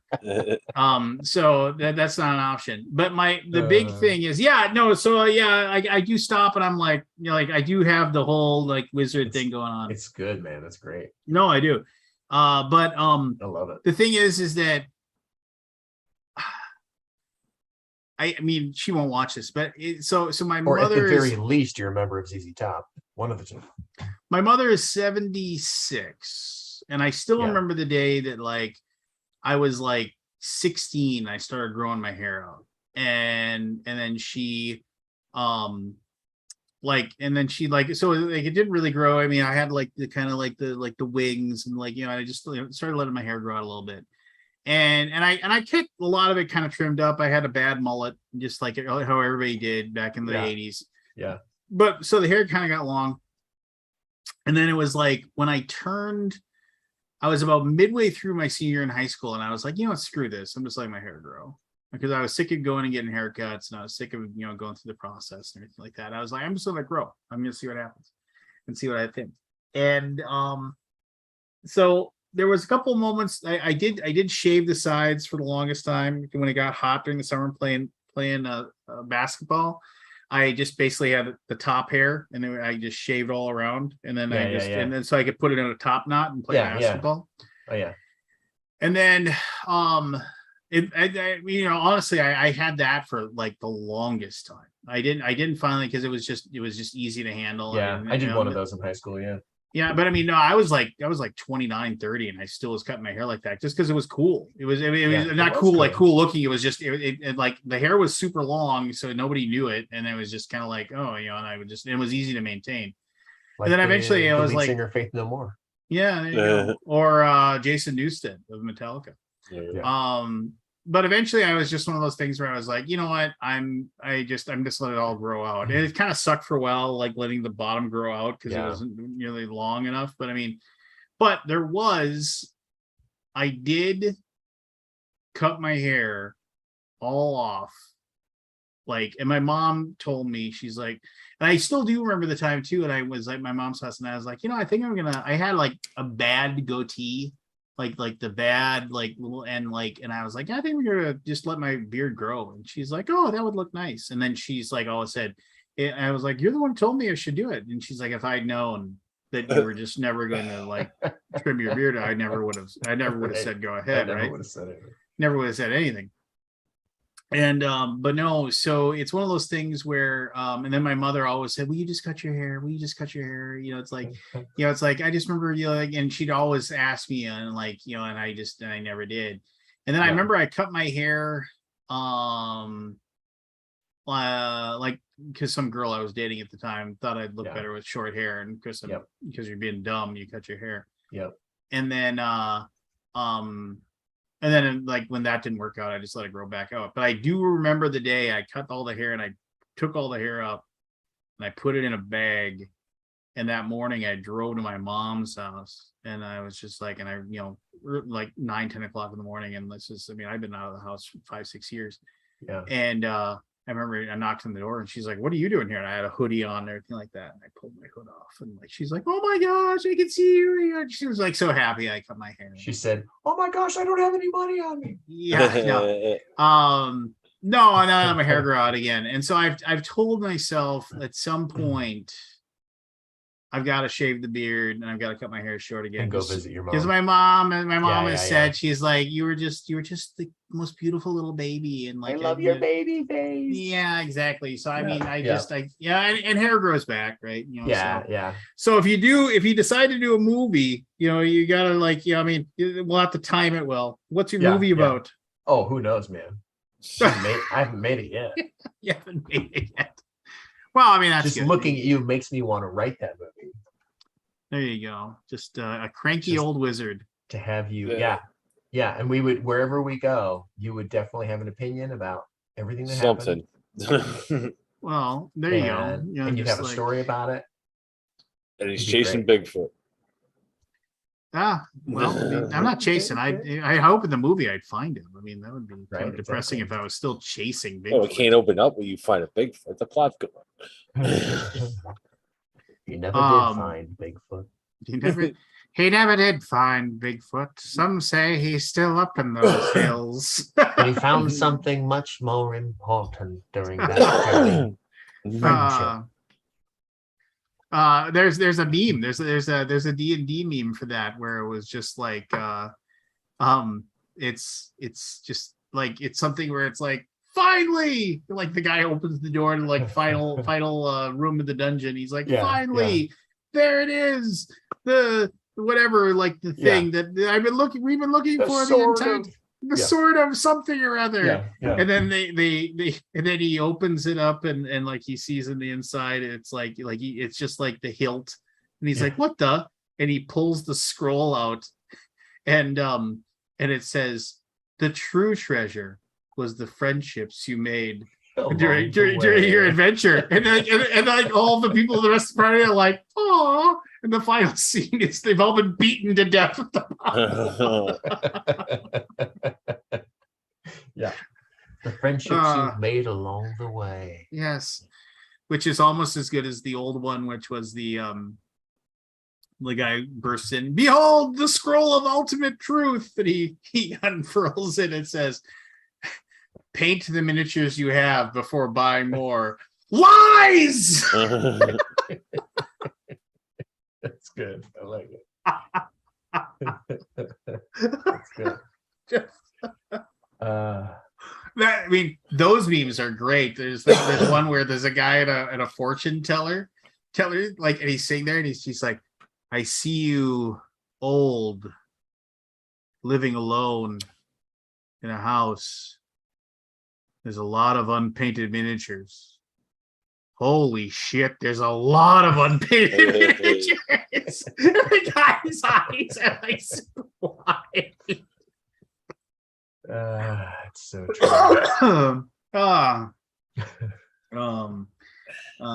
And there's another one which is just the credit card machine, and the little display, and it has the credit card sticking out, and it says, transaction denied, paint your minis before buying more. Yeah. Did you see that thing that Matt was talking about where Brotherwise is now making minis? Yeah. Well, I mean, for Brandon Sanderson. It's better and doing a to role-playing game too, right? I think. well, who needs that?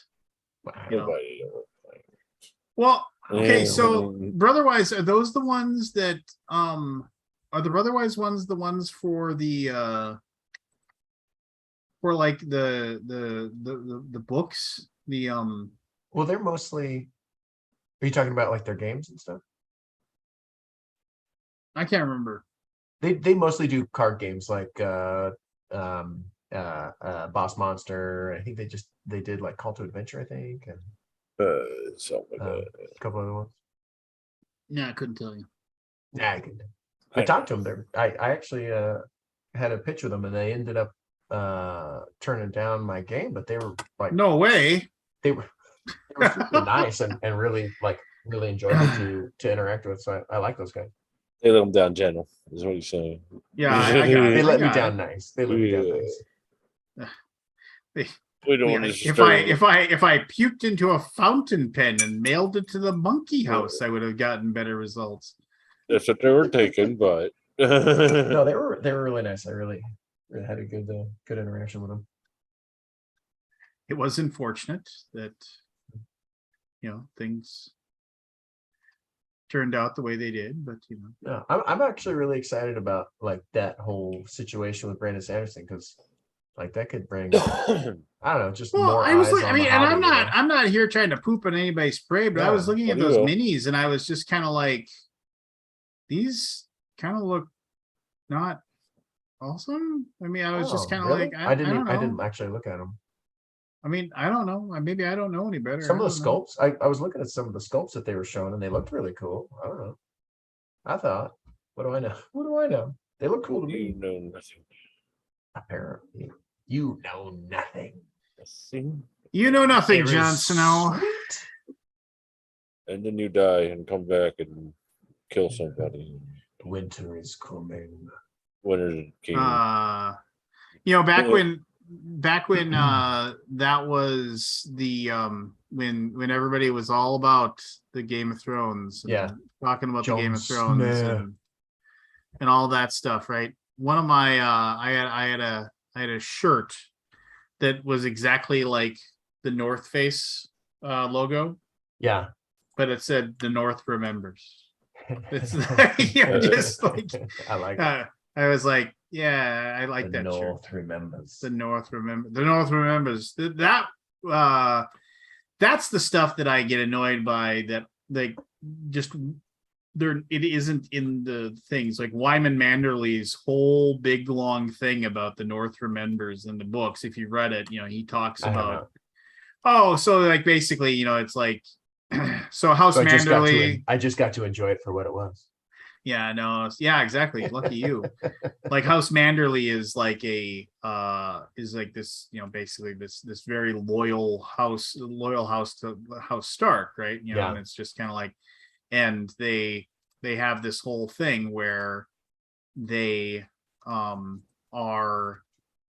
he's working with the Lannisters, and then he's talking to the Onion Knight, and they're like, and he finally has a moment alone to talk to him, and he goes through this whole big long thing about the North remembers, and like basically how he's just playing everybody off of each other, and he's managing to convince the people that he's working with them, but he's like, oh, we're going to get our revenge. Yeah. It's like they aren't going to get away with this, that kind of thing. But yeah, that's where the whole North remembers thing comes from. Yeah, North remembers. That was when they like stole, they like took over the castle or something. Right? Yeah. Yeah. I remember. Well, that and like, so many and then years ago now. Well, that and Robb Stark was murdered. Oh, on right, his- the Red Wedding. Yeah. The Red Wedding, and so there's like, so there's a lot of stuff like as far as that goes that they're all like, I'm sure the books are great. Like I enjoyed them. They are, and they the aren't. TV series until kind of the last season or two. I was like, what? The books are and they aren't. I mean, it's like Okay. it's one of those things where I read a really big thing where like everybody was like, oh, it's like, what's gonna happen to the books, and we want to be able to see what happens, and this, day, and the other thing, and like this I read a whole thing where it's like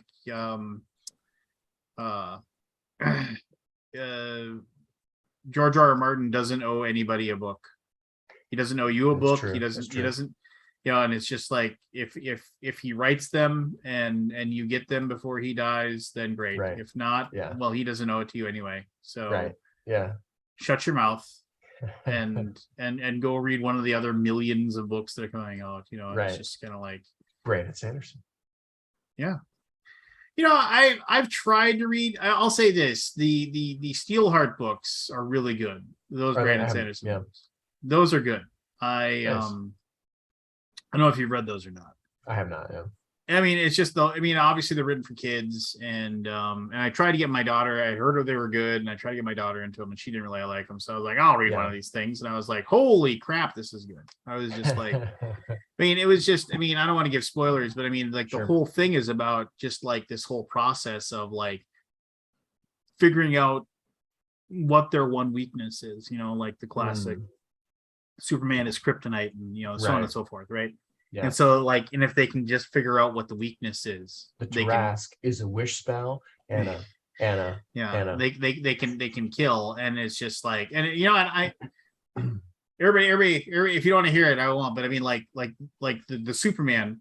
So spoilers if you haven't read the first book of the Steelheart books, over the big spoiler is that like the reason why the one kid wants to kill like the evil Superman guy is because he killed his dad, and his dad was a cop, and so when the supervillain showed up, and he was killing everybody or attacking everybody, his dad, like he'd never been hurt ever once, and his dad shot him he took a shot at him with a bullet, and like I think either clipped him in the shoulder or actually got his cheek, just like ting, and like and blood flowed, and everybody was like, oh my gosh, like you hurt Steelheart, and then it was like, and then boom, he killed his dad, it was just like, because he was like, holy crap, how did that happen? And everybody was just like, but then so everybody was like, oh, was it the gun he was using? Did he have certain bullets? Was he super powered himself? There's all these things like they're trying to figure it out. And then what they realized is that because his son was there and he had to protect his son from it, he wasn't scared. And he ran forward with no fear and tried to kill. And then they realized that if you aren't scared of him, you can hurt him. And like, and that was like, and then they realized that. And then of course it was like, how can you possibly not be scared about Superman, trying to kill you? It's just like, how do you get to that point? So it was like, it's like walking through the Shoiken Grove. And I was just like, who thinks of something that freaking cool, right? I was just kind of like, that's amaze balls. I wish I could have an idea really cool. like that's freaking amazing. Yeah, that's awesome. Yeah, I mean, it's just like, talk about making you think and making you like, oh, look at that. That's actually like, and it's just and it's just like, and it's it's a book written for kids, but it's still like just kind of like one of those things where it's like, but it's still like, it's, I mean, and they're just good. I mean, the books are just really, really, really well done. I mean, they must be pretty darn good. Well, yeah. I mean, I always worry when like you have somebody like get like that successful. I always worry that like, are they gonna start buying into their own bullshit? Yeah. I mean, it's just one of those things where it's like, it's like you never want to think you're too amazing, right? And just like because then it's like all of a sudden you're like, yeah, I know I'm awesome. Just I mean, maybe, I don't know. I was watching that thing with them, the other night. It didn't seem, I don't know, who knows? Well, no, I'm not saying he is. I'm just saying I always worry, it's like, oh, is that going to be my thing where I'm going to realize that like, it's like, you know what? I am awesome. Yeah. You know what?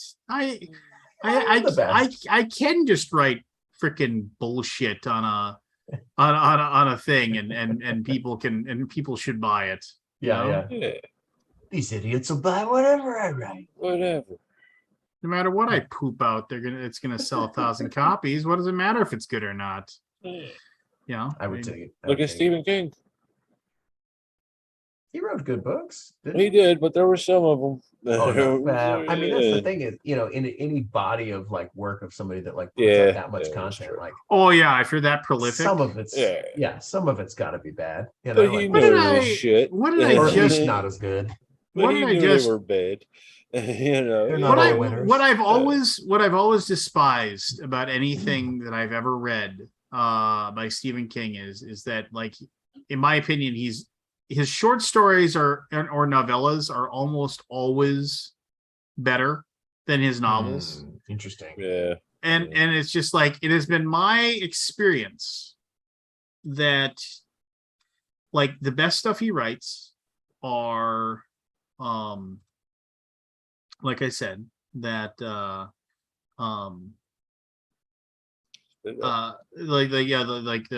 short story stuff, but like he doesn't know how to end a book. No, like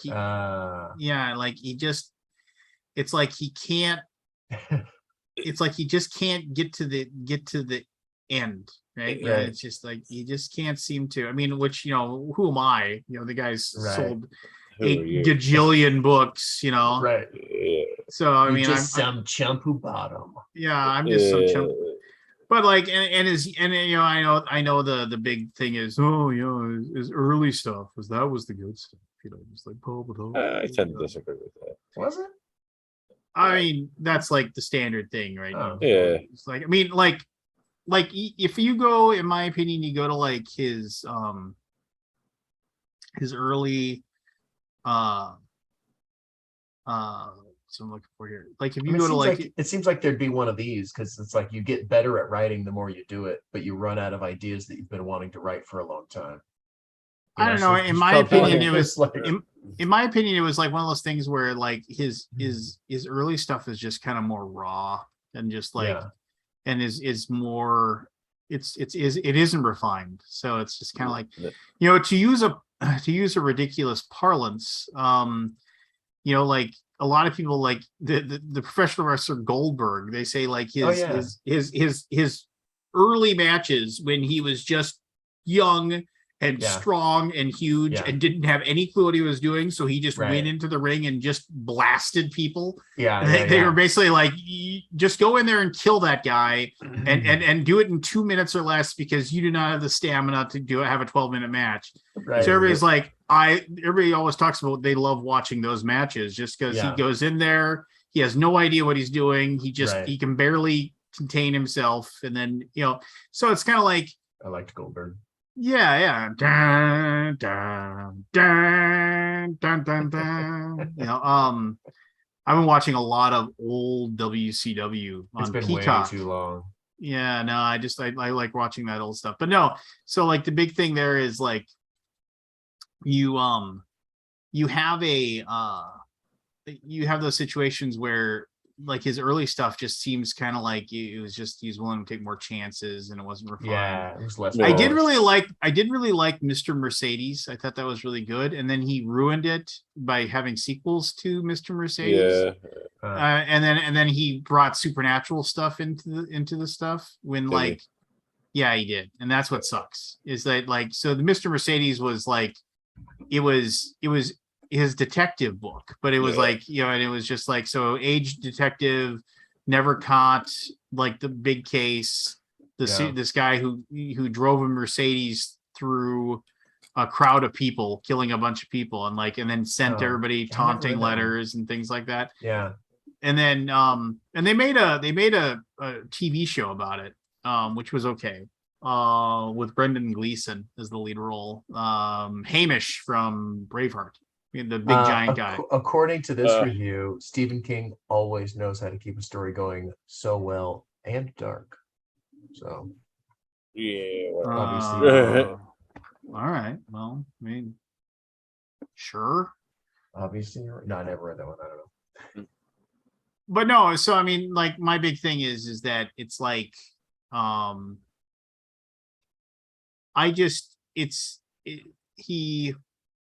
he doesn't do a good job at like, and the end of his books just seem to be rushed. But I love going back to like read the short stories in Night Shift or Skeleton Crew. I mean, those stories are those are really good. And his short story stuff. Maybe maybe that just is a format thing where like that's just his like sweet spot as far as writing. Yeah, I don't know. I mean, he's definitely written some good novels. I mean, I thought, The Stand was good. It was okay. It was brilliant in some parts and then not so brilliant in others. Trying to remember. I never read Misery, but I sure watched it. Yeah. I like that alien one. The hell was that? Which one? The alien one. When they were in the woods. Give me a minute. What was that? Oh, I know which one you're talking about. Yeah. They made a bad movie about it. Yeah. The Mist. I don't remember if The Mist was a. Was that? Mist was the novella that was in either Skeleton Crew or in Night Shift. I don't remember which one. It was a novella though that was in there. Dreamcast. Dreamcatcher. Dreamcatcher. There you go. Yeah, that's what it is. Yeah, I enjoyed that one. Yeah, the movie was it.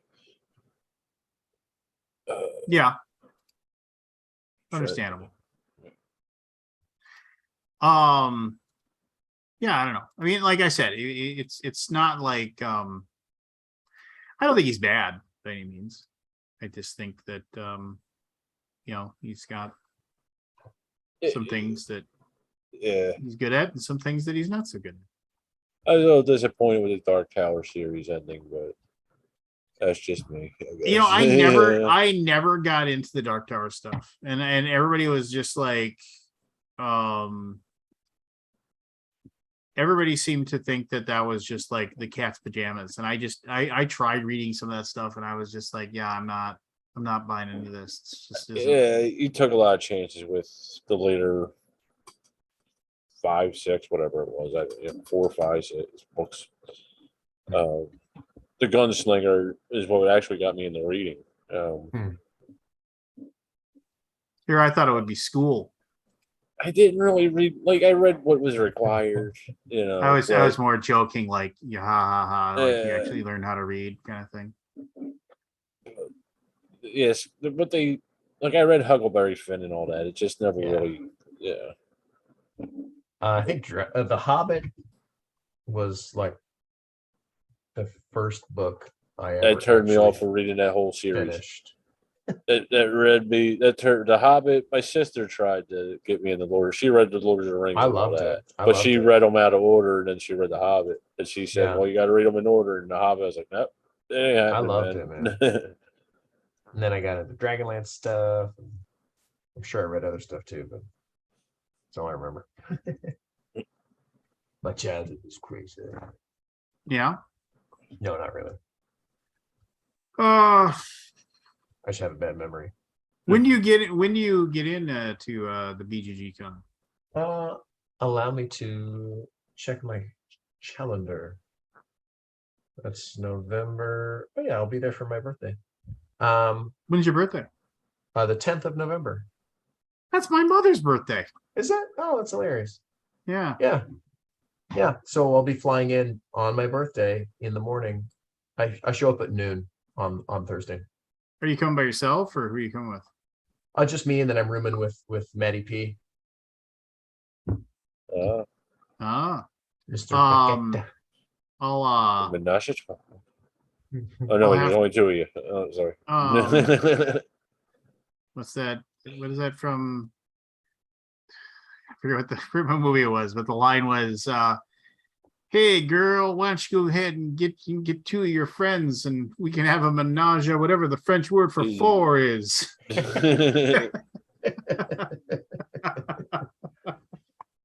Yeah, no, I'll be flying in. It'll be fun. I'm excited to hang out, play some games.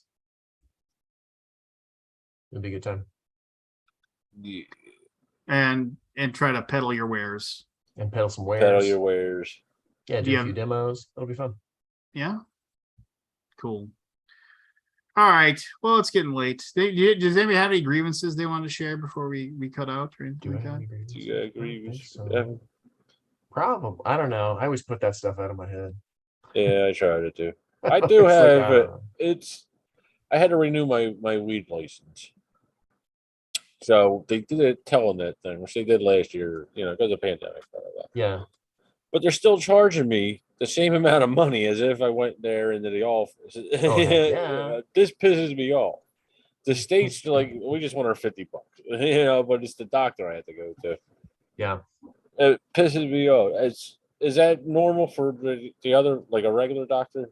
Yeah, I mean, yes, because just it would depend. If I ran a practice that was only telemedicine, then I could save some costs, right? And pass that down. But if I have to have an office, then it doesn't really help me that you didn't come into it, right? I don't actually save any money by you not showing up. Right. Because I still have all those costs, whether or not you arrived in person. Well, that's what I'm getting. This dude did it in a den somewhere. He has no overhead. There's no secretary. I had to do all the paperwork. That's what really pissed me off. I'm paying you this much money that I have to fill out all the paperwork. Yeah. I've had all I can stands, and I can stands no more. No more. I don't know what any of that's from. It's just it's in my brain from whatever the heck it was. Yeah, that's Popeye. Oh, I can stand no more. It was Is he Popeye. still around? Before he what was Norm Macdonald said? He's like he said Norm Macdonald goes, Olive Oil was really ugly. Why did everyone want to have sex with her? She was not ugly. At least not in the movie. Well, no, Shelley- he's Shelley talking about Duvall, the man. cartoon. I mean, it depends on your taste. Like, I mean, she's no Beth. Oh well, I mean, who is? At this point, she's just like a mythical figure. Yeah, she was mythical. At this point, it's like it's like was she even really there? I mean, Probably like, not. Is it just a shared illusion? Yes. Probably. I think it is a shared illusion. Shane was like, she's too good for you. And I remember too, Shane was just like such the worst wingman ever. Just the worst. And then I was like, I don't want to talk about too much because it's not anybody's business. But I mean, it's just like, but I remember he was just like, I don't know. He had some weird sour grapes going on. I don't know. Just like, I don't know what was going on. Yeah, That's why he didn't give you the CT. That Son of a bitch. That's why. That's or he kept it and listened to it and really loved it. That's also a possibility. I'm thinking it's not that. It's probably not. Probably not that. It's probably not that. Evan, who? Who is it? Yeah, exactly. What do you mean we made a game with him? Okay. Here's something I'll actually talk about before. So this is something else that like comes up and like has come up for me a few times. Is that so? Like recently, like I just like I need music playing in the background or something, just to like while I'm working, and so I just was like, I need something to listen to because I'm trying to like get through the spreadsheet and I'm trying to do all this like fulfillment stuff and like making sure all these orders are correct and all this stuff like that. And I'm trying to make sure it's accurate. And I can't have a TV show on because then I'll turn on and watch the TV show. And I was like, okay, well, I used to work, and I've talked about all these old jobs I used to have, but I used to work at a record store. And like you could play anything you wanted. And I remember like when Radiohead OK Computer came out. I always listened to that. It was like it was a joke. If I was working at the store, people would say, "Oh, you must be." It's like, what a surprise! You're listening to OK Computer, because OK Computer is just if I ever tried to come up with like my favorite top 10 albums of all time, it'd be a lot of metal, and then OK Computer would be it. Yeah. OK Computer is just.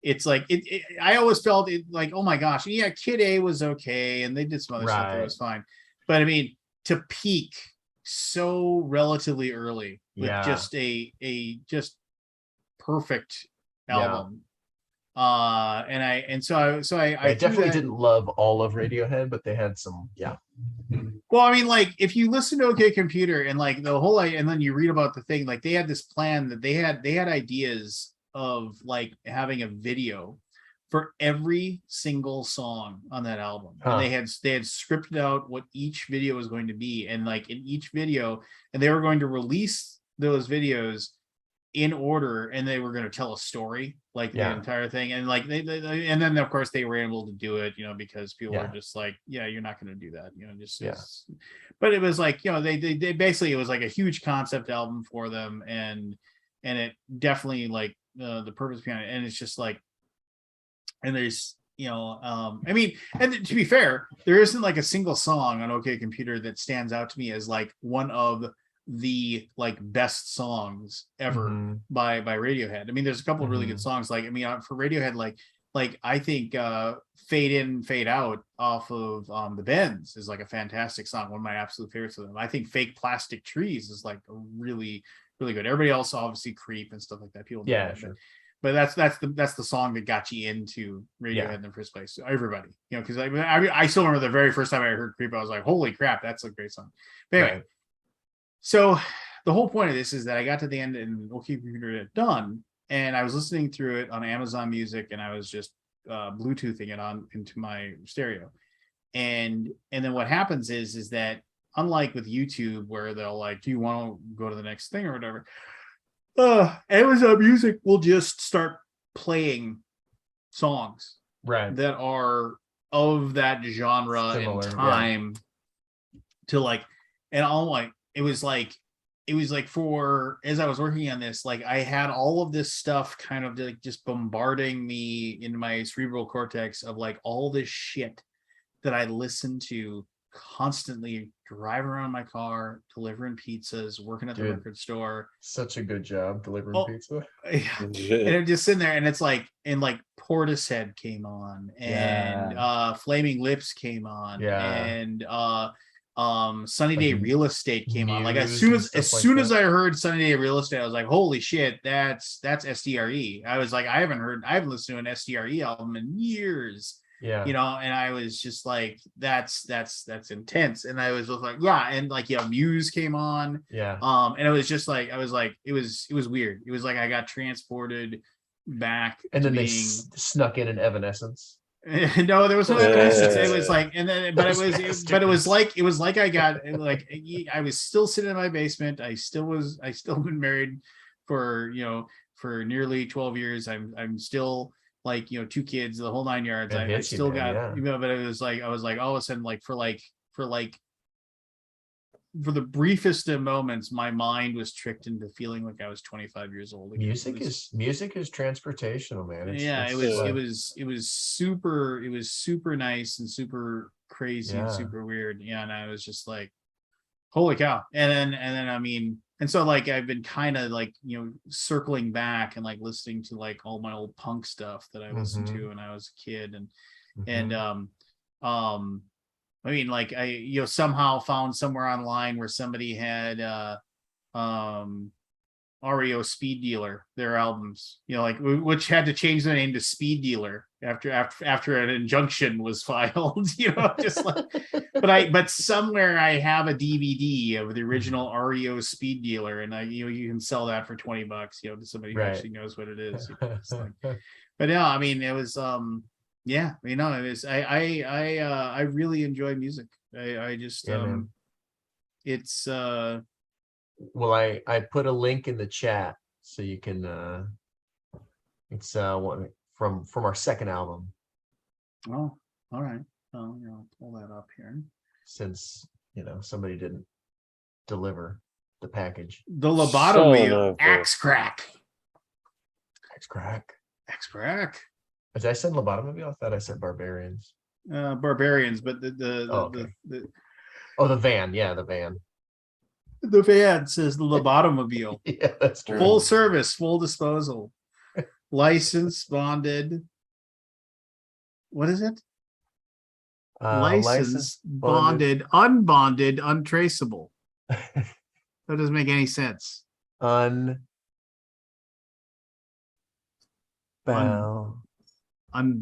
it says unbonded and bonded, untraceable. That must not be unbonded. That must be something else. What? Unloaded? Unboweled? No, it's like UNBO. It does look like that. It looks like unbonded to me, you weirdo. It does. Whatever. Something lobotomagic. What's the pyramid? The pyramid company, and then what's the thing? The inns. There's the asylum, the legacy, infernal. Well, no, highway. what's the? Nobody can see what we're looking at here. There's barbarians. Go look up Axe Crack on Axe Crack Barbarians on YouTube, and you can see what we're looking at here. The billboard says Inspirasol. Oh, Inspirasol. Inspirasol. So it's an inside joke because there's a part of one of our songs that like the crowd chant is inspire us all. Face your struggles, inspire us all. And it sounds like a drug company, like and now, brought to you by the makers of Inspirasol. Just it sounds like a drug. And so that's a billboard for the drug Inspirasol. I don't know. Inside joke. You had to be there. It was funny at the time. All right, so, younger self. so I gotta tell you, I was sitting there. I was like, okay, that's pretty jamming guitar riffs. And all of a sudden, it was like, and that's Evan singing. So it was pretty good until. Yes. It was just slightly jarring. I gotta, I just have to.